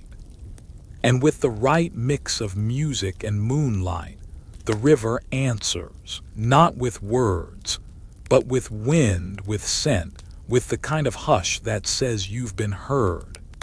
One of the younger boys takes his turn with the Khan, cheeks puffing like a frog in love.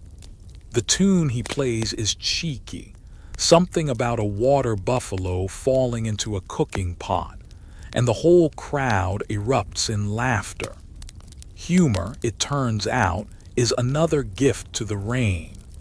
Spirits are said to enjoy a good laugh, and maybe the monsoon is just shy and needs to feel welcomed before it arrives.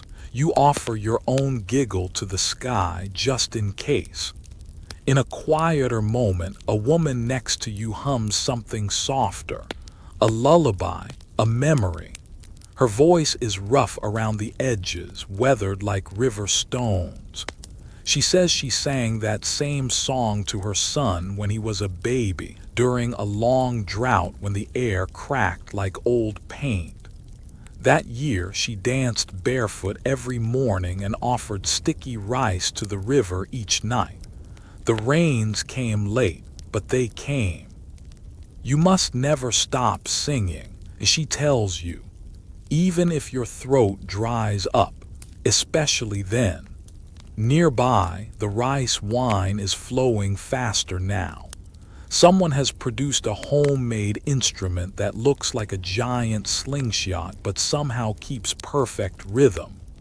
Teenagers take turns freestyling verses about their crushes, their parents snoring, and who ate the last coconut pudding.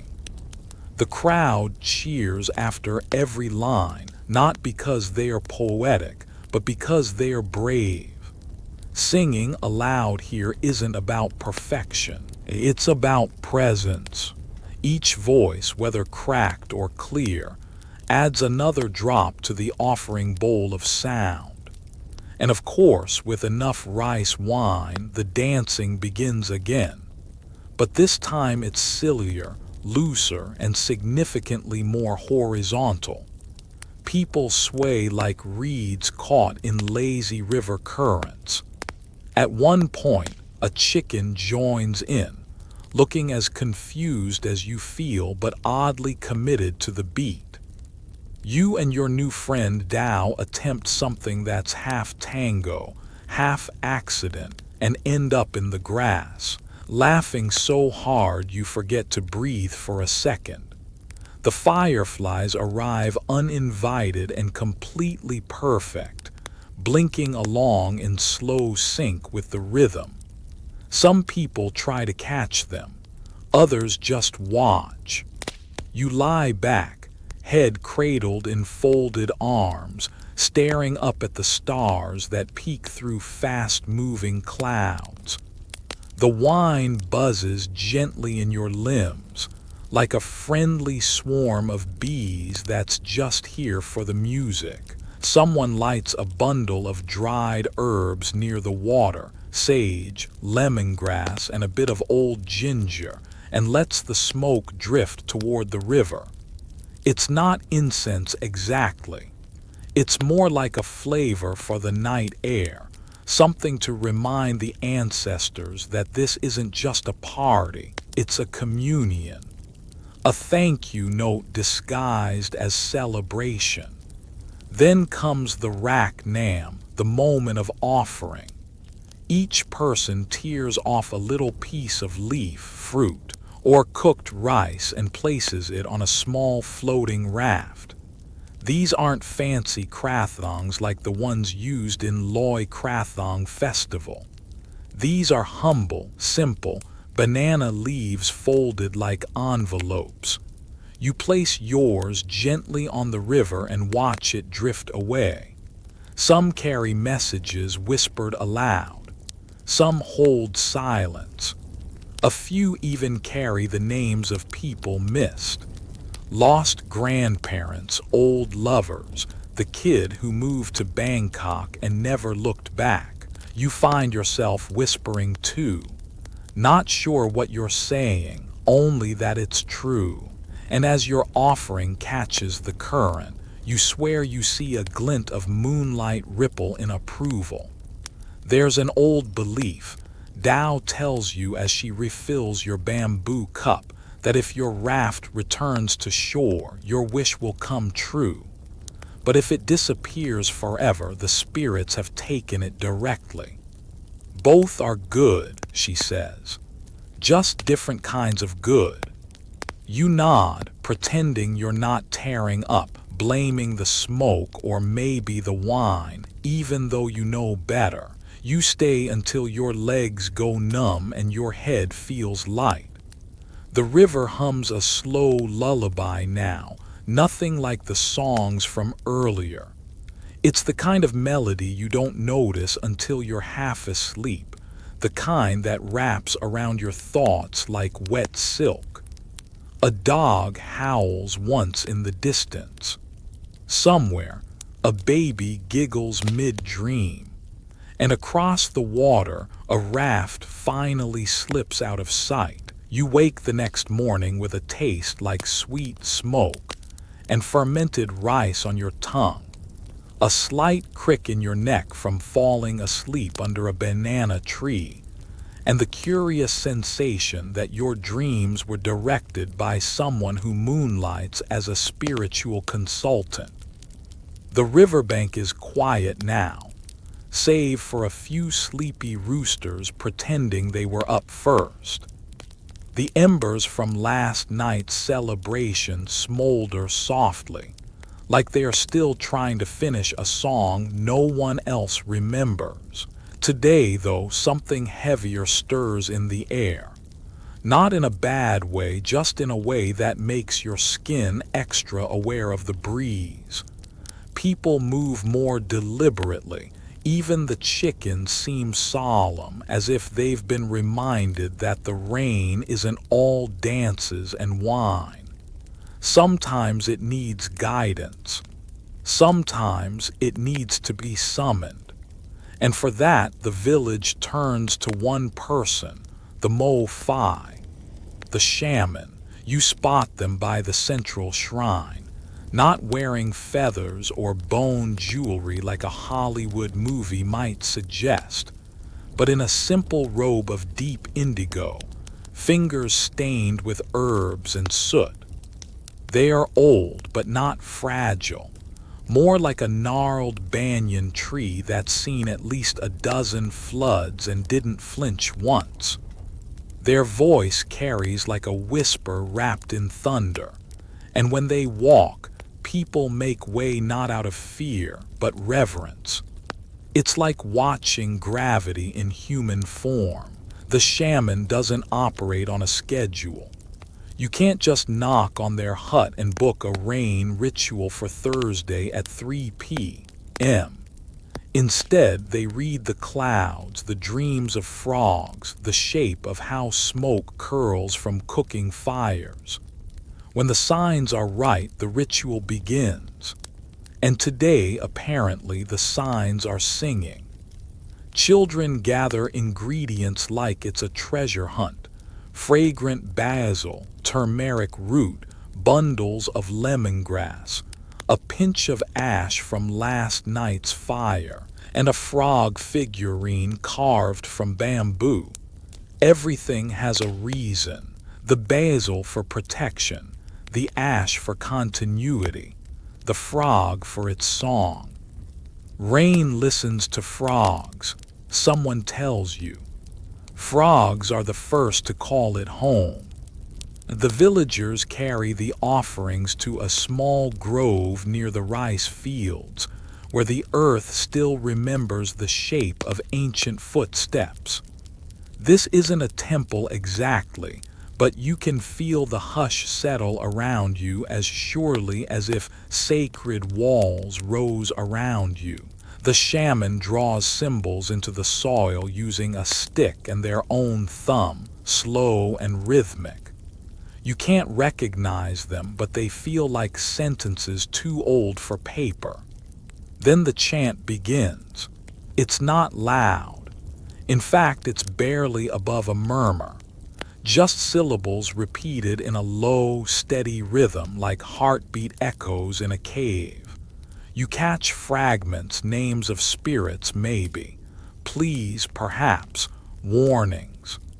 The cadence pulls you in until even the birds seem to pause mid-note. According to oral tradition, the Mo Fai speaks not only to spirits, but to the rice itself. There's a belief, especially in northern Thai highlands, that rice has a soul, Khuan Kao. If the rice spirit is content, it will grow tall and golden. If it feels neglected or disrespected, it might withhold its bounty or attract pests just out of spite. And yes, some elders swear they've seen fields sulk. Historians still argue whether these animist beliefs predate Theravada Buddhism, or if they were integrated later through regional syncretism. The shaman places their hands into a bowl of water infused with crushed petals and ginger peel. They whisper into it, then flick the water gently in all 4 directions. You get hit with a few droplets and are told this is very lucky.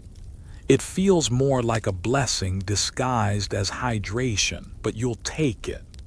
Suddenly, a gust of wind rips through the grove, scattering dry leaves in a circle. Everyone goes still. The shaman doesn't flinch. Instead, they smile, close their eyes, and tap their fingers together 3 times.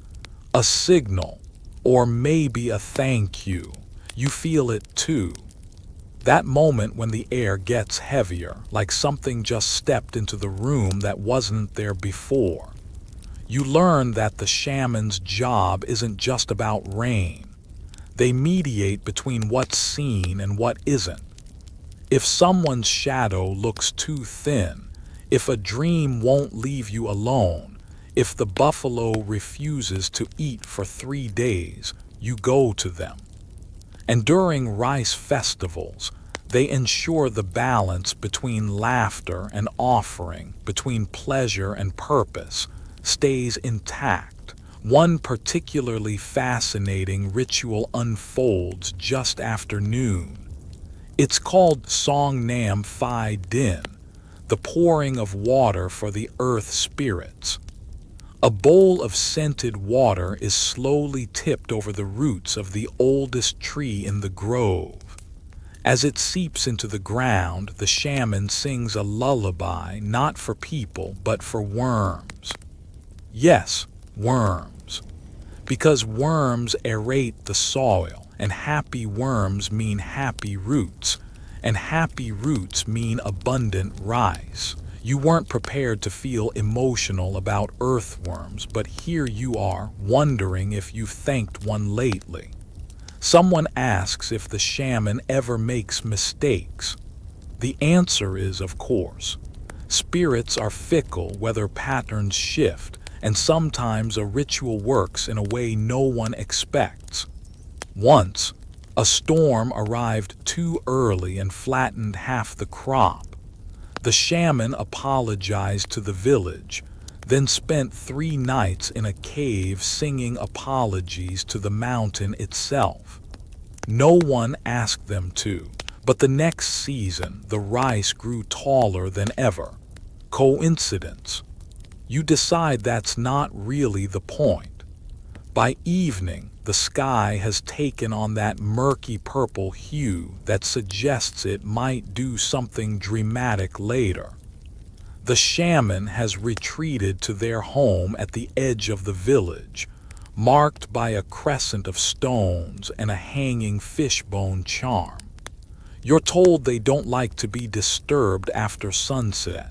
Something about dreams being clearer in silence. You nod and tuck that piece of advice into your mental rice basket of life tips. Around the fire pit, someone tells a tale about the time the shaman spoke directly to a rain cloud. They say it hovered above the village for 3 days, refusing to move until the shaman negotiated a deal involving honey, songs, and a promise to plant an extra row of jackfruit trees. Is it true? Who cares? The story works its magic whether it's factual or not. Like most good myths, it tells you more about the people than the weather. You reflect in the flickering shadows on how little modern science is needed to explain human hope. It's not that these rituals replace knowledge. It's that they expand it, layering emotion and story over meteorology, binding a community with the shared belief that doing something together matters. Even if the clouds don't answer, the singing leaves people less alone.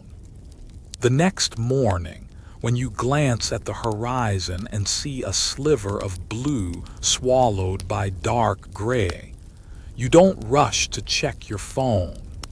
You don't need an app to tell you what the shaman already knew.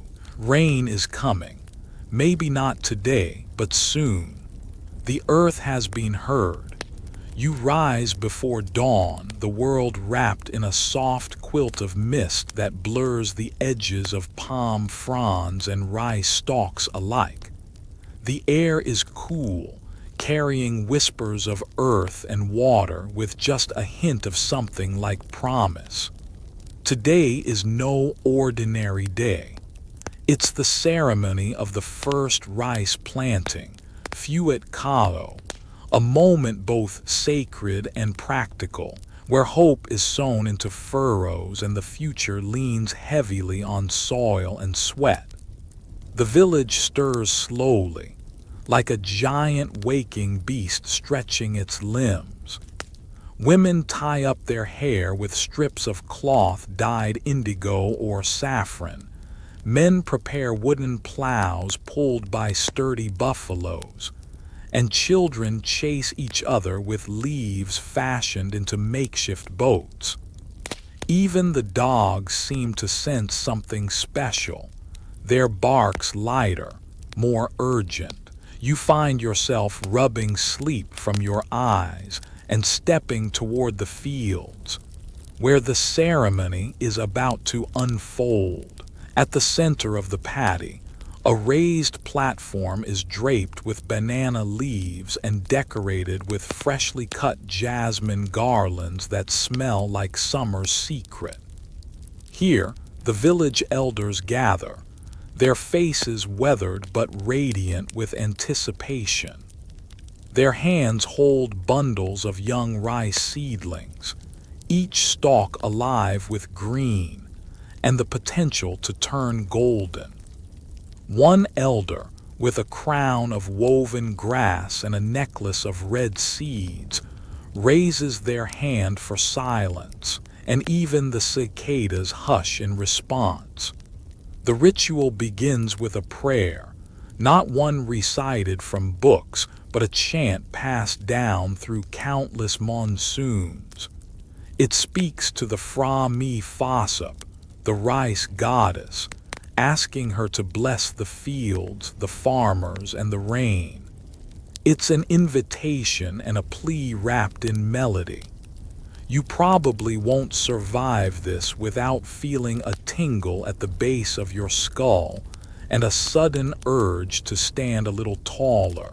You watch as the elders dip their fingers into water from the sacred river and flick it toward the sky, a gesture meant to coax the clouds into generosity.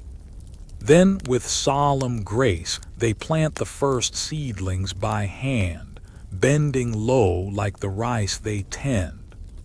This act is both symbolic and practical, marking the start of a season that will stretch for months, demanding patience, resilience, and a bit of luck. But the ceremony isn't all seriousness. At the edges of the field, children giggle as they attempt to mimic the planting, falling face first into the mud more than once. You notice a group of young men performing a playful dance, their feet stamping rhythmically on the soaked earth, their movements mimicking the buffalo's slow plod and the gentle sway of rice stalks in the wind. It's a reminder that life in the fields is as much about joy as it is about toil. Historians still argue whether this ritual developed independently in the Cayo Freya basin, or if it was influenced by ancient Khmer practices. Some suggest that elements like the water flicking and the rice goddess invocation were adopted during periods of cultural exchange, while others insist they are uniquely Thai. Whatever the origin, the ceremony holds a universal truth, that planting rice is planting life itself. A quirky detail catches your eye. A cluster of women wearing garlands made from dak bua flowers, which look like tiny white lotuses.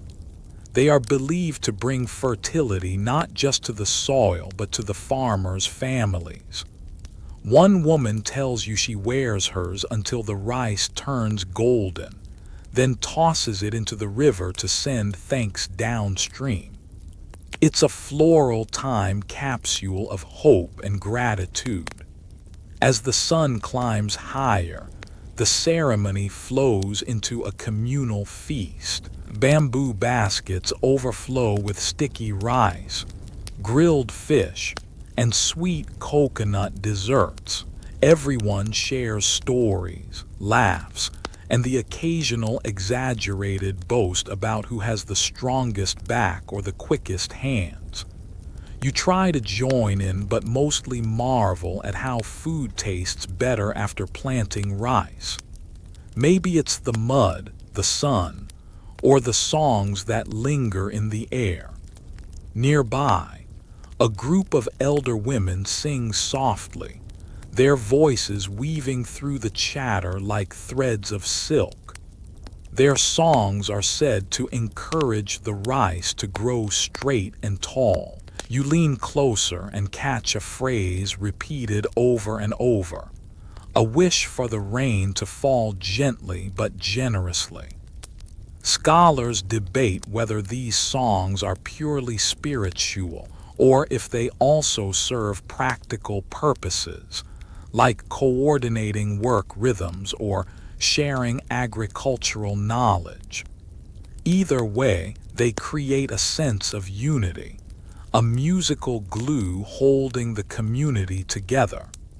Later, a young couple exchanges vows near the edge of the field, promising to nurture each other like the rice they plant. Their ceremony is small but full of heartfelt smiles and shy glances. It's a reminder that the rhythm of the land shapes not only crops but also lives and loves. As you wander through the fields, feeling the cool mud squeeze between your toes and the sun warming your shoulders, you understand that this ceremony is a dance between humans and nature. It's a delicate balance of respect, celebration, and quiet hope. And as the first drops of an afternoon drizzle begin to fall, you can't help but think that the rice, the rain, and the people are all part of one beautiful, endless story. You sit cross-legged near the edge of the rice fields, the damp earth cool against your skin, and the sound of distant frogs punctuating the humid air like nature's metronome.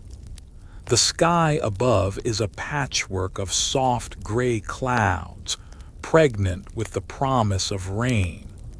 This is the moment when the village true magic begins, the singing, the songs that summon the rain.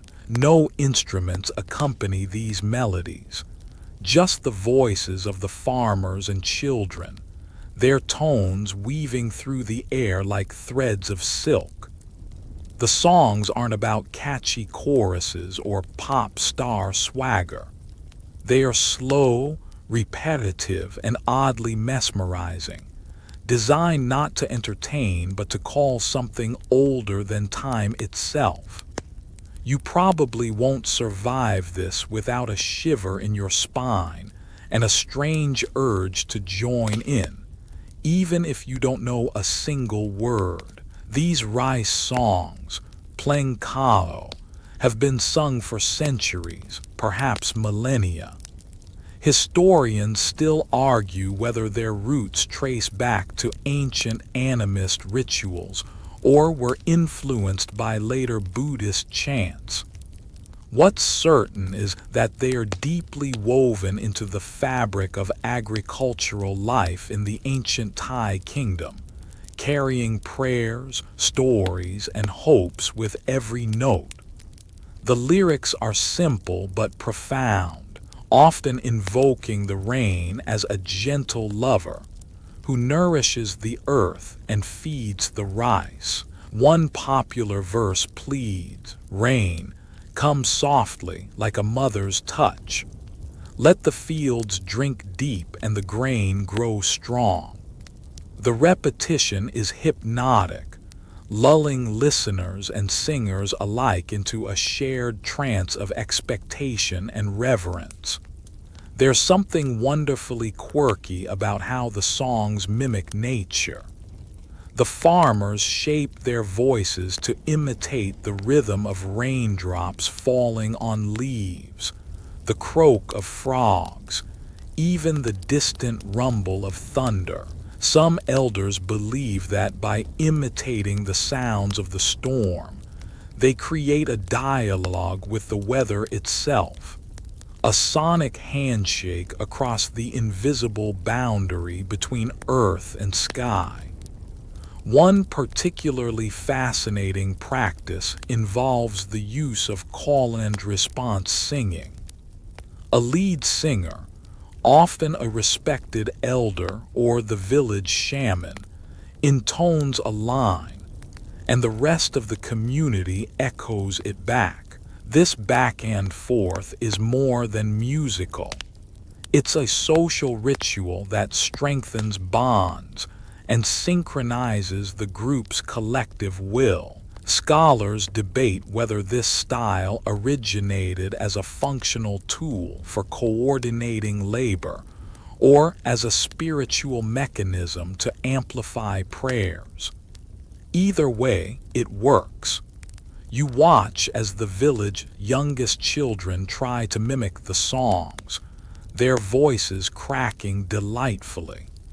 It's a scene that feels like a bridge across generations, the old passing down knowledge to the new through melody and memory. The songs are not written down anywhere. They exist only in the hearts and mouths of those who sing them, a living oral tradition. At times, the singing swells into joyous celebration, especially when the first drops of rain begin to fall. Laughter erupts and people dance barefoot in the mud, their movements mirroring the fluidity of water itself. This is both a release and an invitation, a communal expression of gratitude and hope.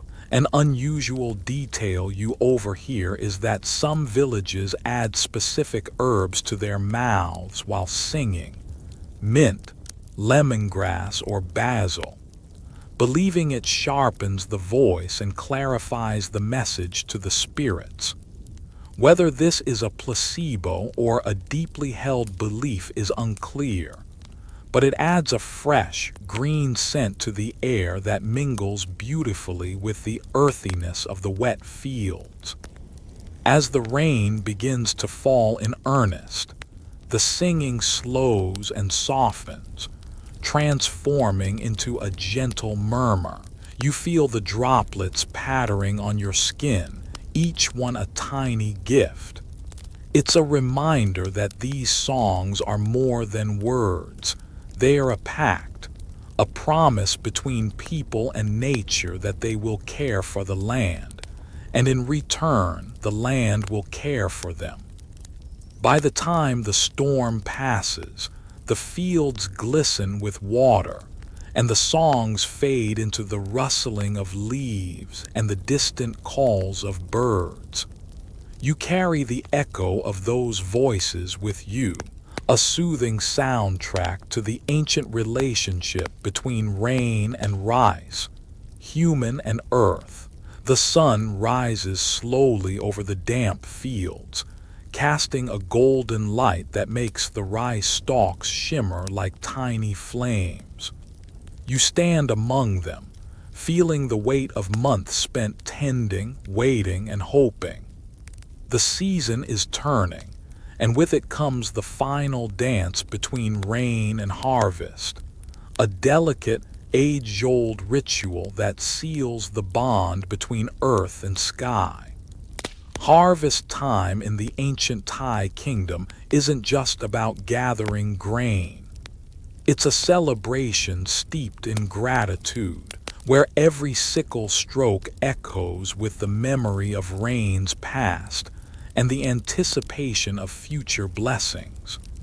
You watch as farmers move rhythmically, bending low to cut the stalks, their movements synchronized like a choreographed prayer.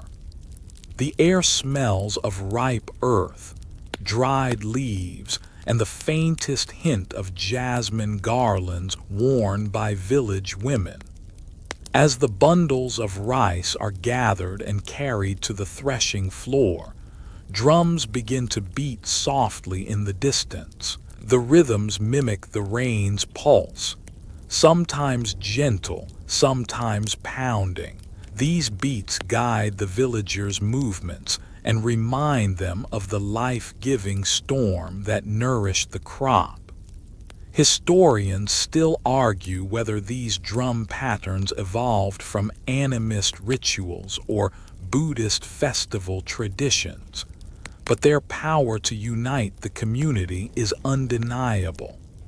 One quirky tradition involves the final blessing of the harvest. Before the last bundle is stored, a small portion of rice is placed in a carved wooden bowl and offered to the earth. This humble gift is meant to thank the soil and the unseen spirits for their generosity. Some say the ritual also wards off pests and misfortune. You think it's sweet and practical, a little thank you note written in grain. Nearby, children play a game where they toss empty rice husks into the air, imagining they are catching raindrops. The game is simple but joyful, a reminder that even in the seriousness of harvest, there's room for light-heartedness. You try joining in, but mostly just laugh when your husks fall flat, turning the game into a comedy show for the watching elders. As the sun climbs higher, the village gathers for a communal feast, sharing sticky rice, grilled fish, and an array of tropical fruits. The laughter and storytelling are as important as the food, weaving a tapestry of connection that stretches beyond the fields. You hear an old tale about a farmer who danced so wildly to honor the rain that the spirits themselves joined in, causing the rain to fall heavier than ever before. Whether true or not, it's the kind of story that lives because it's full of hope and humor. The Harvest Festival also includes songs, this time tunes that celebrate abundance and the cycle of life.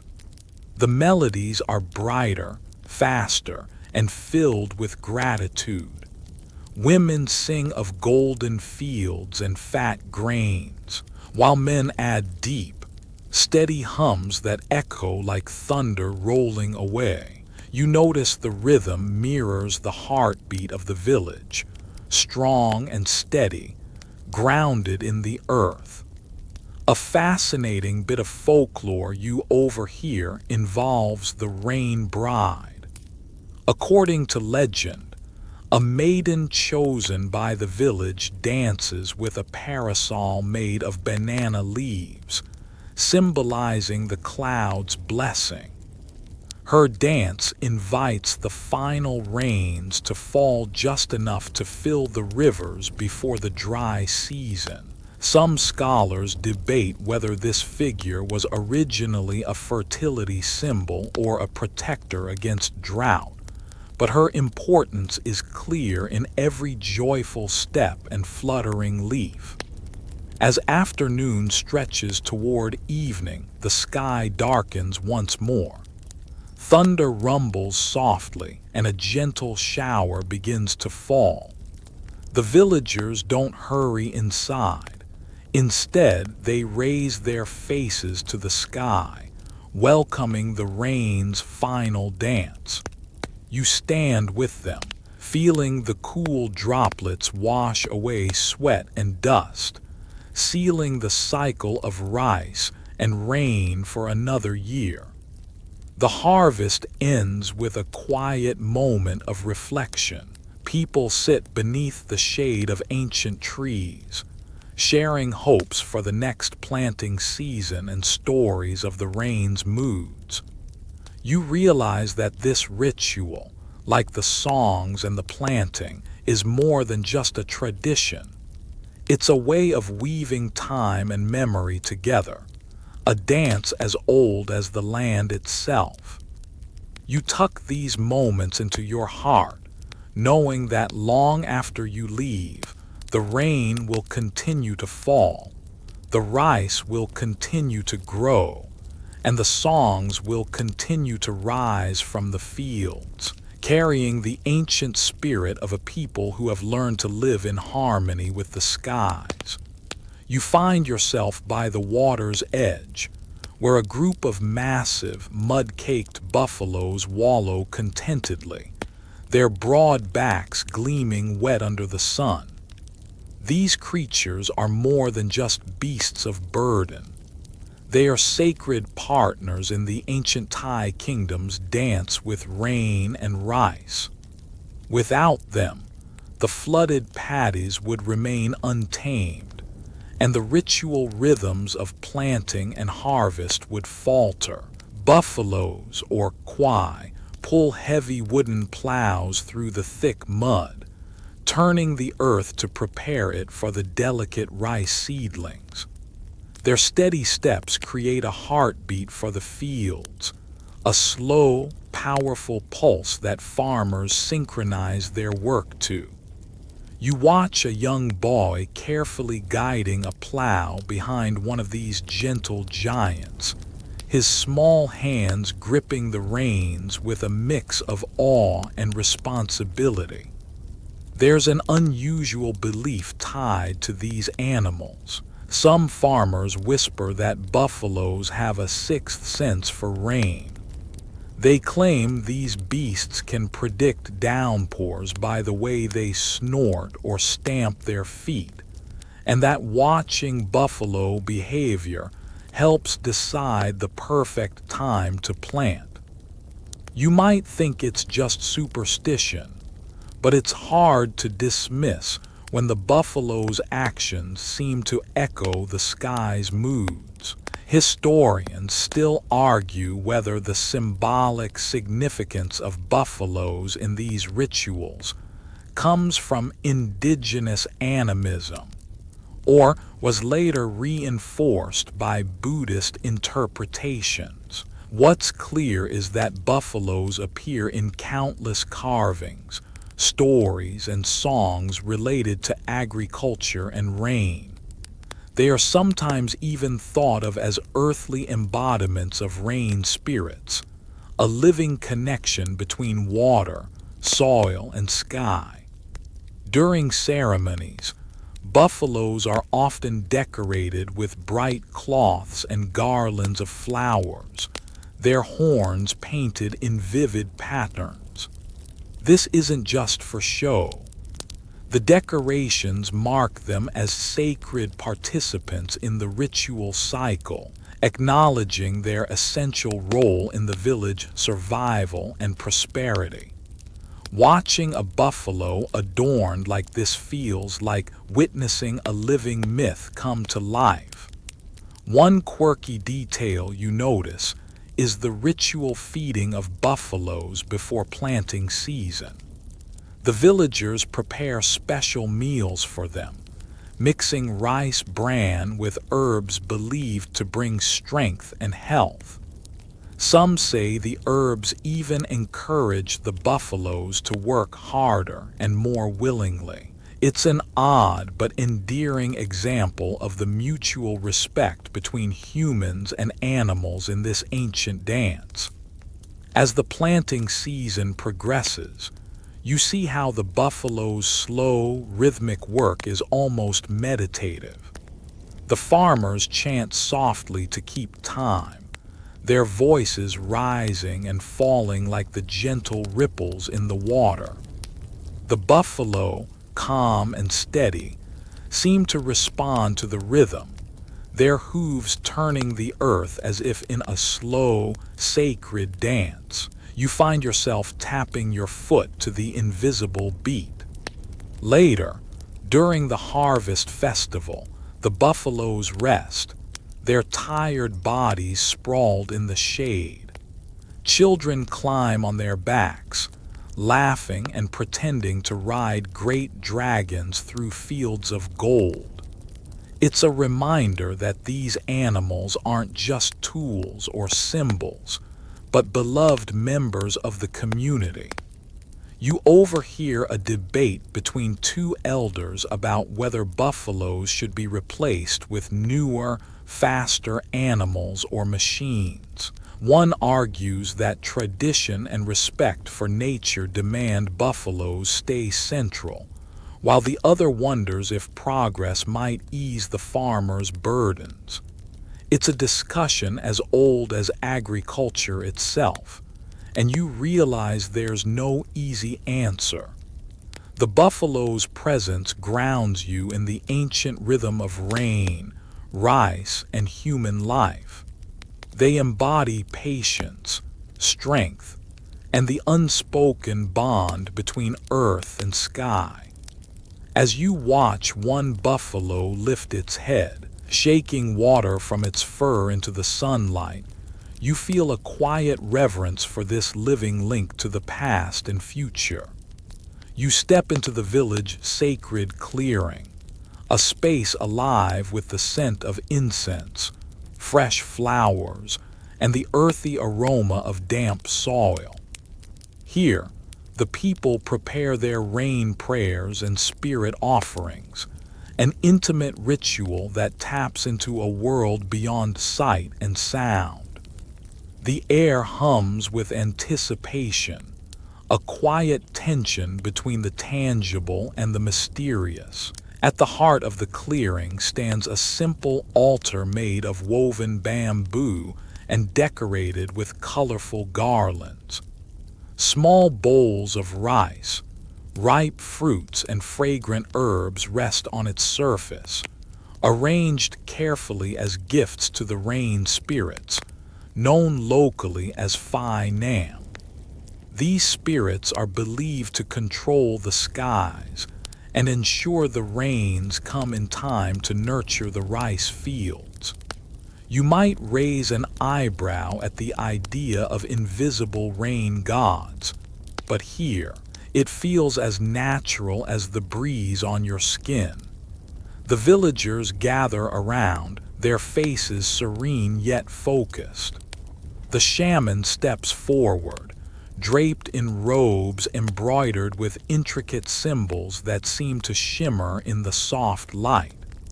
She begins to chant in a low, rhythmic voice that rises and falls like waves.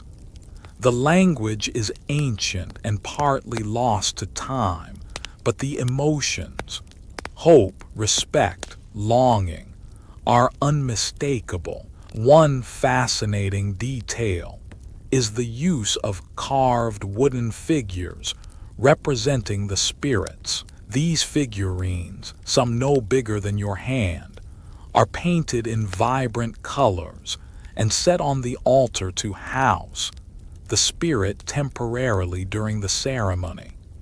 The tradition's origins are debated by historians, some suggesting a fusion of animist beliefs with later Buddhist iconography. Others think these figures might have once been actual totems worn by tribal leaders. Whatever the truth, their presence lends a tangible focus to the invisible forces being summoned. As the shaman chants, the villagers take turns stepping forward to place their offerings on the altar. They whisper personal prayers, requests for timely rain, protection from storms, and bountiful harvests. You notice a few elderly women silently trace symbols in the air with their fingers, invoking blessings with gestures as old as the land itself. It's a ritual language written in movement and faith. A quirky element you can't help but smile at involves a sacred chicken. This bird is believed to carry messages to the spirits, and during the ritual, it's gently held aloft before being released to flutter into the sky. Its flight is watched carefully, with villagers interpreting the direction and speed as signs of the spirit's mood. Some scholars debate whether the chicken's role is symbolic communication or a vestige of ancient animal divination practices. You imagine the chicken wondering what all the fuss is about. The ritual reaches a crescendo as the shaman leads everyone in a final collective chant, voices weaving together like a river flowing toward the heavens. You feel the energy shift in the clearing, as if the air itself thickens with presence and power. The sky, always a silent participant, rumbles softly in response. Whether it's coincidence or cosmic dialogue, it's impossible to say. As the ceremony winds down, villagers share small cups of rice wine, toasting the spirits and each other. The mood is both reverent and celebratory, a blend of humility before nature and joy in community. You sip the sweet, warm liquid and feel a deep connection to these ancient rhythms, the invisible threads that bind rain, rice, and human hope. You leave the clearing with a sense of wonder. These rain prayers and spirit offerings are more than superstition. They are a living testament to humanity's timeless quest to understand and influence the world around them. They remind you that sometimes the most powerful magic is the faith we carry in our hearts. You step into a clearing framed by towering bamboo, the air alive with the soft rustling of leaves and the faintest hint of jasmine. The villagers gather here once again, but this time, the celebration takes a more physical form. The sacred rice dances and rain rituals that mark the heart of the agricultural year. You watch as dancers emerge, their bodies adorned with colorful silks and floral garlands, moving with a grace that feels both ancient and effortless.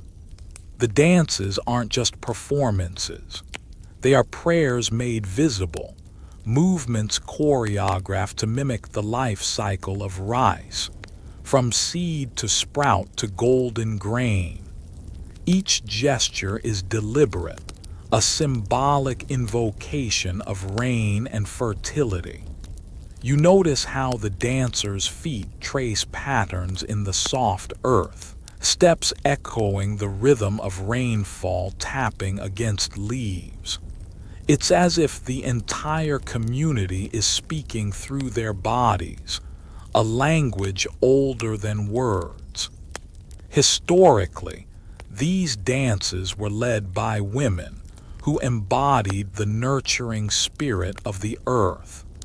Their movements celebrate the harmony between humans and nature and their role in sustaining life. Historians still argue whether the dances originated as purely ritualistic or evolved from communal celebrations of harvest and fertility. Either way, their power to connect the village with the unseen forces of growth is undeniable.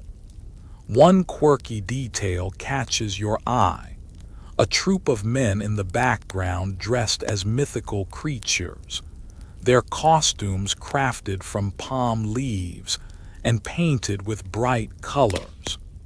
They move playfully, interrupting the solemnity with bursts of humor and mischief. This blending of sacred and playful elements seems to underline the balance between seriousness and joy that defines these rituals. You can't help but smile at the sight.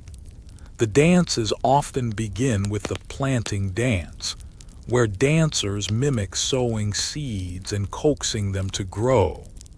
The slow, deliberate movements invite the rain to fall gently and steadily, nurturing the fragile sprouts.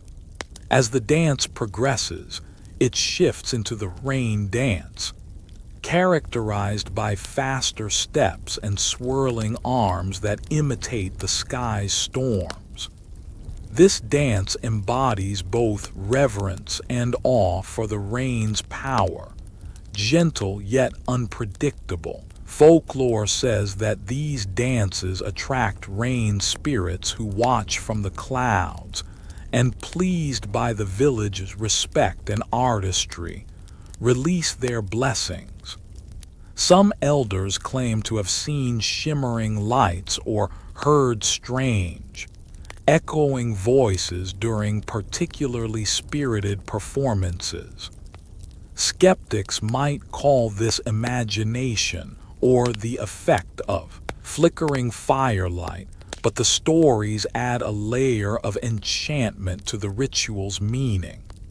You learn that drumming accompanies the dances, soft and steady at first, then building to a thunderous crescendo.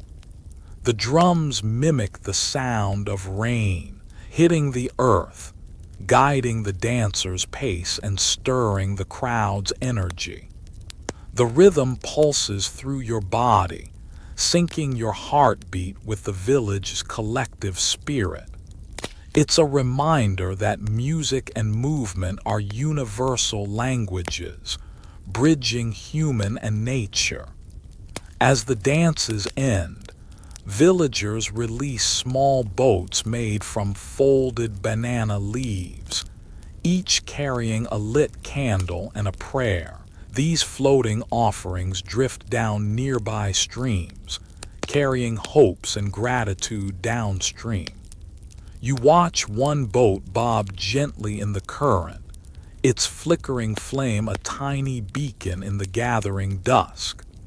The sacred rice dances and rain rituals leave you with a sense of awe and peace. They embody a profound respect for the cycles of life and the unseen forces that sustain them.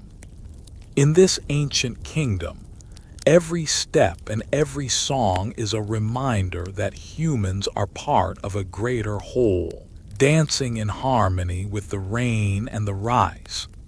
The sun dips low behind the distant hills, casting a warm orange glow over the village square.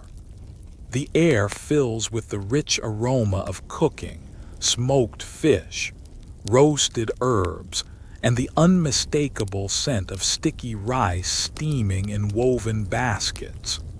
You find yourself drawn to the heart of the community, where the grand village feast is unfolding, a time of celebration and communal sharing that follows the harvest and the rituals of rain. The feast is more than just food. It's a vital part of the social fabric, a way to honor the earth's bounty and strengthen bonds among neighbors. Long tables made from rough-hewn wood are laden with dishes crafted from freshly harvested rice and the fruits of the surrounding forests and rivers. Women dressed in vibrant silk blouses bustle about, serving plates and refilling bamboo cups with sweet rice wine. As you sit among the villagers, you notice the laughter and storytelling that flow as freely as the food. Elders recount tales of past rains that saved the crops and others that nearly drowned the fields. Children listen wide-eyed, their imaginations painting scenes of thunder gods and mischievous rain spirits. Historians still debate how much these stories have changed over centuries, but their essence remains a bridge to the past. One amusing tradition involves a rice-eating contest, held just before the feast officially begins. Young men and women compete to see who can eat the most sticky rice, wrapped in banana leaves. The event is noisy and messy, with laughter and playful teasing filling the air. You try a bite yourself and quickly realize the challenge is as much about endurance as it is about appetite. The feast also features ceremonial toasts to the rain gods and ancestors. Each toast is punctuated by rhythmic clapping and calls of gratitude.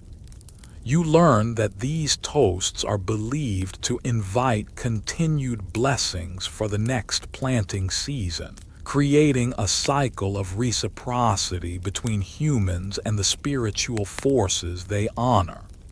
The shared meal becomes a sacred act of giving back. One quirky tidbit is the use of edible decorations made from rice flour, shaped into intricate flowers and animals. These are not just ornamental but are said to carry protective charms, warding off evil spirits and ensuring the village prosperity. You marvel at the skill and patience required to craft such delicate pieces, a true labor of love. As the feast winds down, villagers gather around fires to sing songs of the land, the rain, and the rice. The melodies are soothing and repetitive, perfect for easing the body into rest after a day of celebration.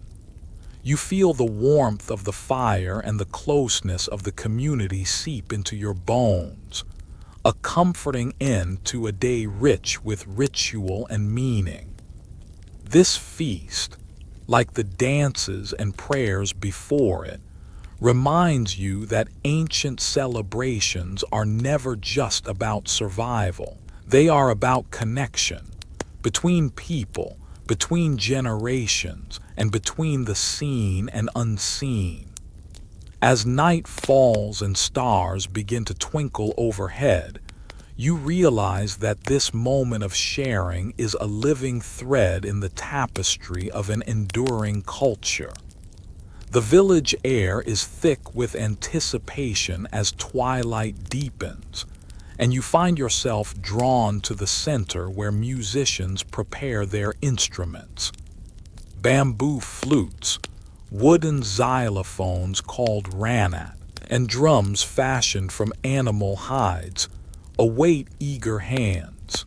The music will soon rise to fill the night, a crucial element in the ancient Thai kingdom's rain celebrations. Music isn't just entertainment here. It's a language of the soul, a way to communicate with the rain spirits and ancestors who watch over the fields.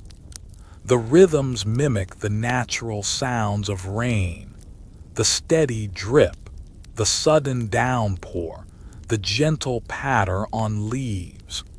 You watch the musicians' fingers dance across instruments, coaxing melodies that seem to echo the heartbeat of the earth itself. One historical fact that stands out is the long tradition of Moor lamb singing, a storytelling style woven with music, which often features tales of the rain and rice.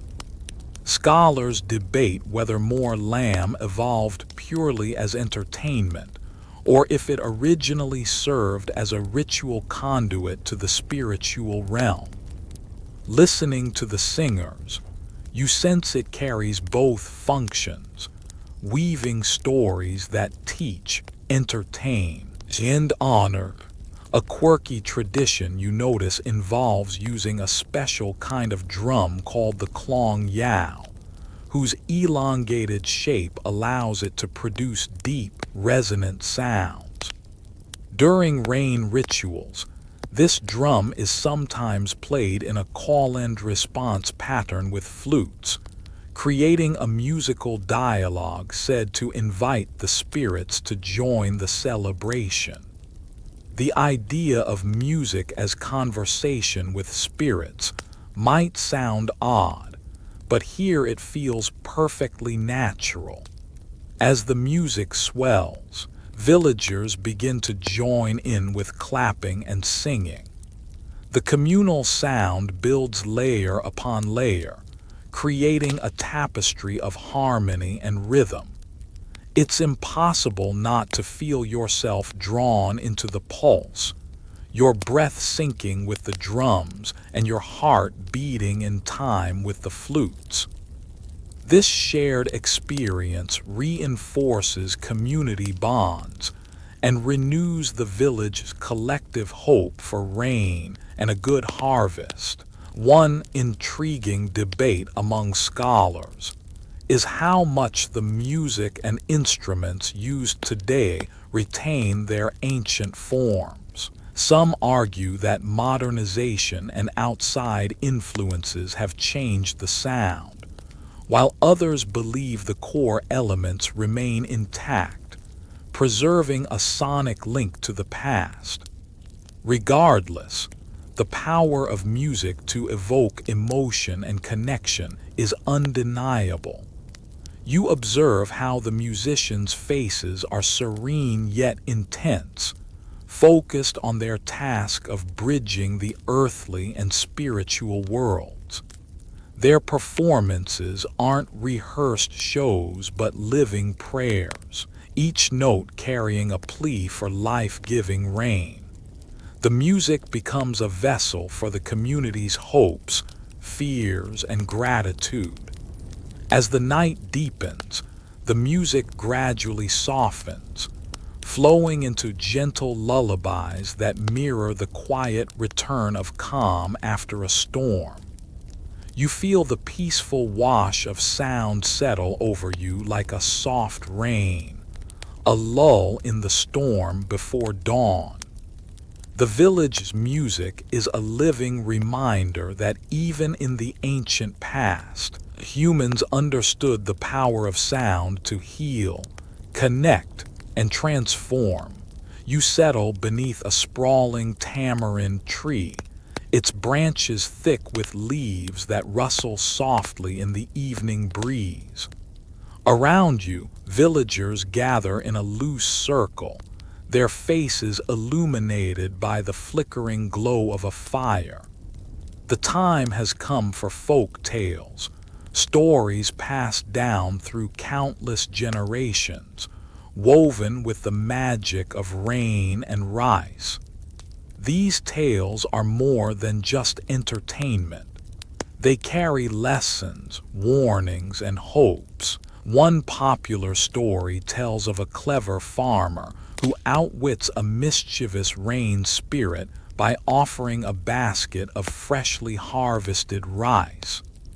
The spirit, pleased by the gift, blesses the village with a timely downpour. You can't help but grin at the trickster spirit's foibles and the farmer's quick thinking.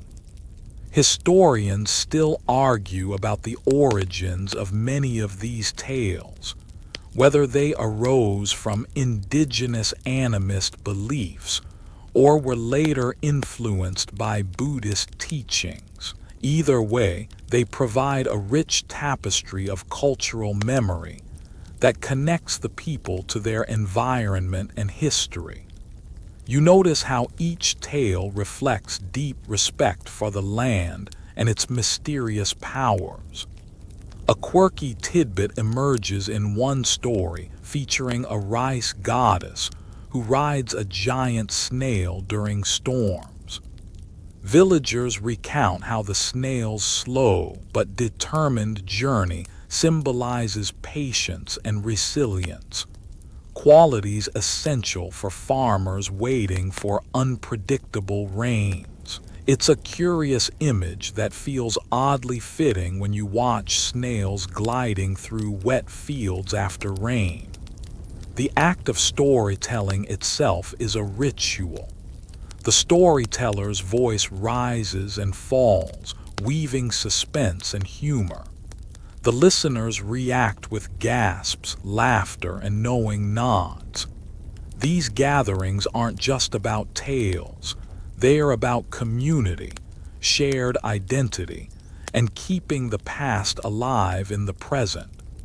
You feel lucky to be part of this circle, even if only for a moment. One open debate among scholars is how much the tales have shifted over time.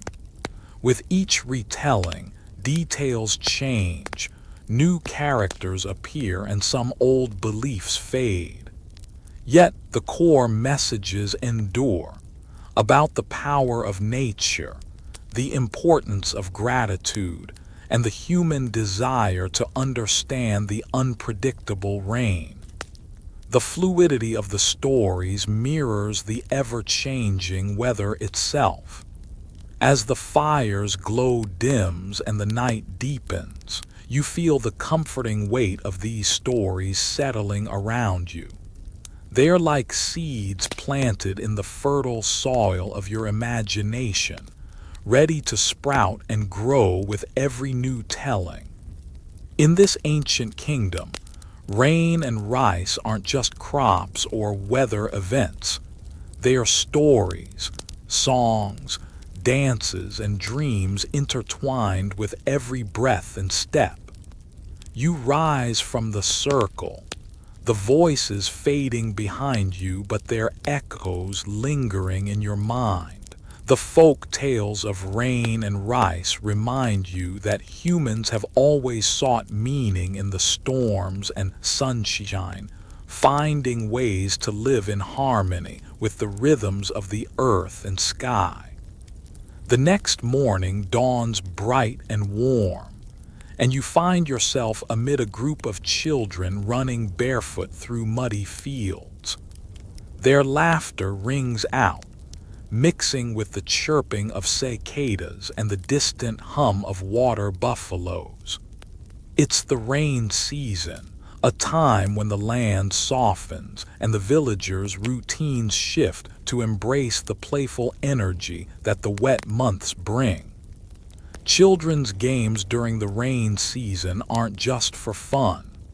They are an essential part of cultural education, teaching cooperation, agility, and a deep familiarity with the natural world.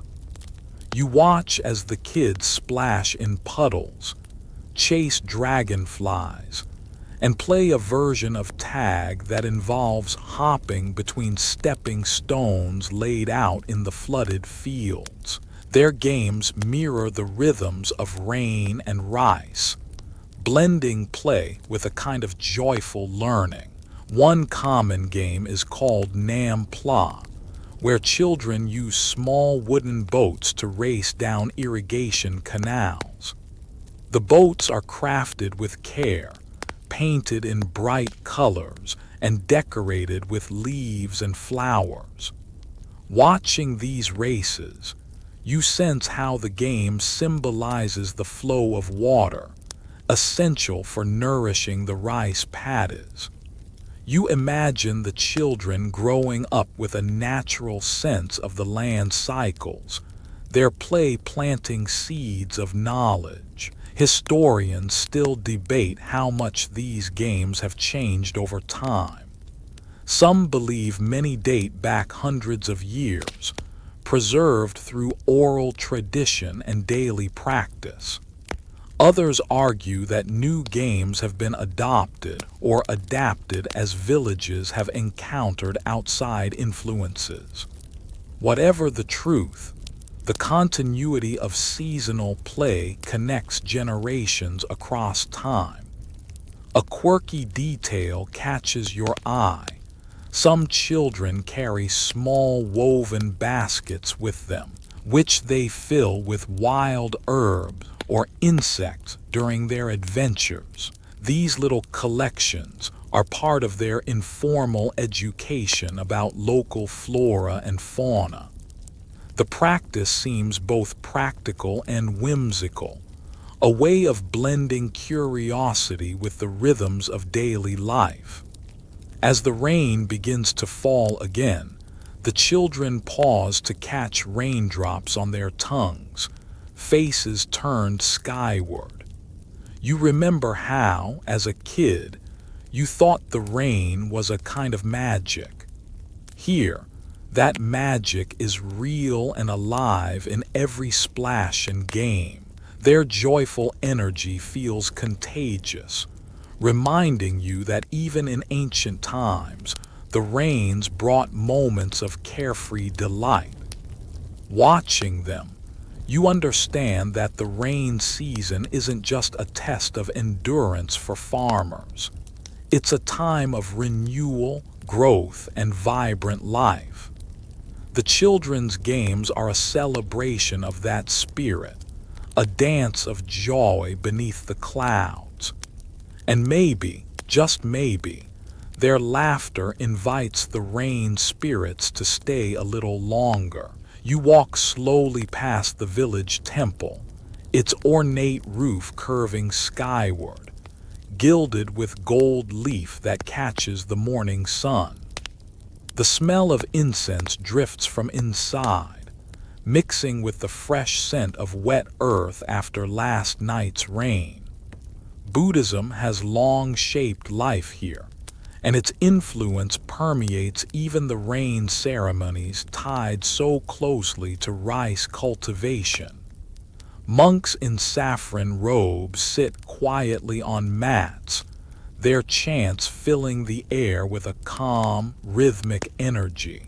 These prayers often accompany rain rituals, offering blessings for the land and the people who depend on it. You learn that Buddhism was integrated into existing local beliefs during the kingdom's early history, blending with animist traditions to create unique ceremonies that honor both spiritual paths. Historically, the ritual of Songkran, the traditional Thai New Year, includes ceremonies that pray for rain and agricultural abundance. Historians still argue whether the Buddhist aspects were later additions to originally pre-Buddhist rain rites, or if they developed simultaneously in a syncretic cultural evolution. Either way, the ceremonies now feature water blessings performed by monks, symbolizing purification and renewal. A quirky aspect of these ceremonies involves the sprinkling of water mixed with fragrant herbs onto statues of Buddha and participants. This act is both symbolic and sensory, intended to invoke spiritual cleansing and invite the rain god's favor. You can almost feel the cool droplets on your skin, refreshing and calming, a gentle reminder of nature's cycles and life's fragility. The monks' chants include ancient Pali verses that speak of compassion, patience, and interconnectedness, qualities essential for enduring the unpredictability of rain and harvest. The blending of these teachings with local rain rituals creates a rich tapestry of faith and hope. The villagers' reverence for both spiritual worlds reflects a deep understanding that survival depends on harmony, not conflict. One open scholarly debate centers on how Buddhism influenced the timing and nature of agricultural festivals. Some argue that Buddhist calendars adjusted traditional farming cycles, while others believe the ceremonies were adapted to fit religious observances. The result, regardless, is a complex ritual calendar that honors both sky and spirit. As you watch a monk perform a water blessing, you feel a peaceful ripple spread through the crowd. The ceremony reinforces a sense of community resilience and gratitude. It's a reminder that rain and rice, sacred and practical, live at the crossroads of belief and everyday life in this ancient kingdom. The ancient rhythms of rain and rice continue to echo in the present day, threading through the bustling markets and quiet rural villages of modern Thailand. You walk past neon signs and motorbikes, yet hear the distant beat of drums and the hum of songs that trace their roots back centuries. The legacy of rain festivals remains alive, a vibrant reminder of how deeply the past is woven into everyday life. Many communities still celebrate with rituals that mirror those of the ancient kingdom, dances that mimic raindrops, songs that call the spirits, and communal feasts that bring neighbors together. Historians still debate how much these modern practices reflect authentic continuity versus recent revival efforts, fueled by tourism and cultural preservation. But the enthusiasm and sincerity of participants suggest these traditions hold real meaning beyond spectacle. One quirky modern twist is the incorporation of water fights and playful splashing into festival celebrations, especially during Songkran. What began as a ritual blessing has evolved into an exuberant nationwide water festival, drawing visitors from around the globe. You might chuckle at how ancient reverence for rain has transformed into epic soakings and laughter-filled street parties. These festivals also spotlight the enduring importance of rice, not just as food, but as cultural identity. Urban youths learn traditional dances and songs at school, connecting them to ancestors who relied on the rain's gifts to survive and thrive. The persistence of these practices in the face of rapid modernization speaks to their deep roots and adaptive strength. The fusion of old and new creates lively debates among scholars and locals alike. How do you honor tradition while embracing change? How do festivals maintain their spiritual core amid commercial pressures? These questions keep the conversation alive, much like the ever-flowing water that sustains the rice paddies. As night falls and lanterns are lit during modern rain festivals, you feel the same sense of wonder and gratitude that villagers must have felt centuries ago. The rains come and go, unpredictable and vital. Yet through song, dance, and community, the ancient Thai kingdom's celebration of rain with rice lives on, a testament to humanity's enduring bond with nature's cycles. You sit quietly by a small riverbank as twilight softens the landscape into gentle shadows. The water flows steadily, reflecting the fading light like a mirror to the past.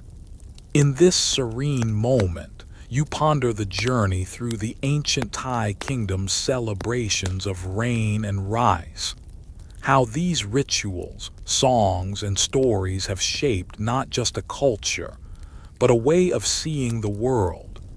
Rain is never just rain here. It's a promise and a threat, a blessing and a test. The rice fields depend on it, the villagers' lives intertwine with it, and the songs and dances rise in its honor. The interplay of nature and human spirit creates a living tradition that transcends time. Historians still debate the origins and transformations of these practices, but their persistence speaks to a deep human need to find meaning in life's unpredictability. One quirky detail you recall is the belief that certain birds, like the Khao Man Gai rice dumpling bird, are messengers from the rain spirits. Villagers watch their flight patterns closely during the wet season, interpreting them as signs of coming weather. It's a charming example of how closely nature and folklore are entwined in this culture.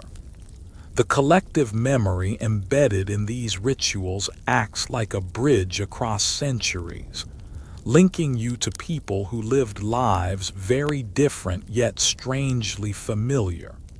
Their hopes, fears, celebrations, and frustrations echo through the chants, dances, and feasts you've witnessed. You realize that by honoring the rain and rice, they were honoring the delicate balance of life itself. As night deepens and stars twinkle overhead, you feel a comforting sense of continuity. The rituals may evolve, the instruments may change, but the heart of the celebration remains constant, a communal gesture of gratitude, resilience, and hope. This is a story not just of an ancient kingdom, but of humanity's enduring dance with the rhythms of nature. You rise from the riverbank, the cool air filling your lungs.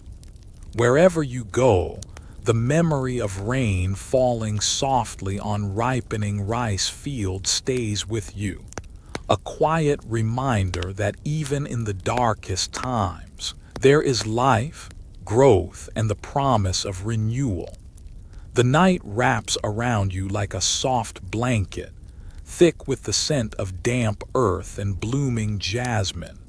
You breathe deeply, letting the calm settle in your bones.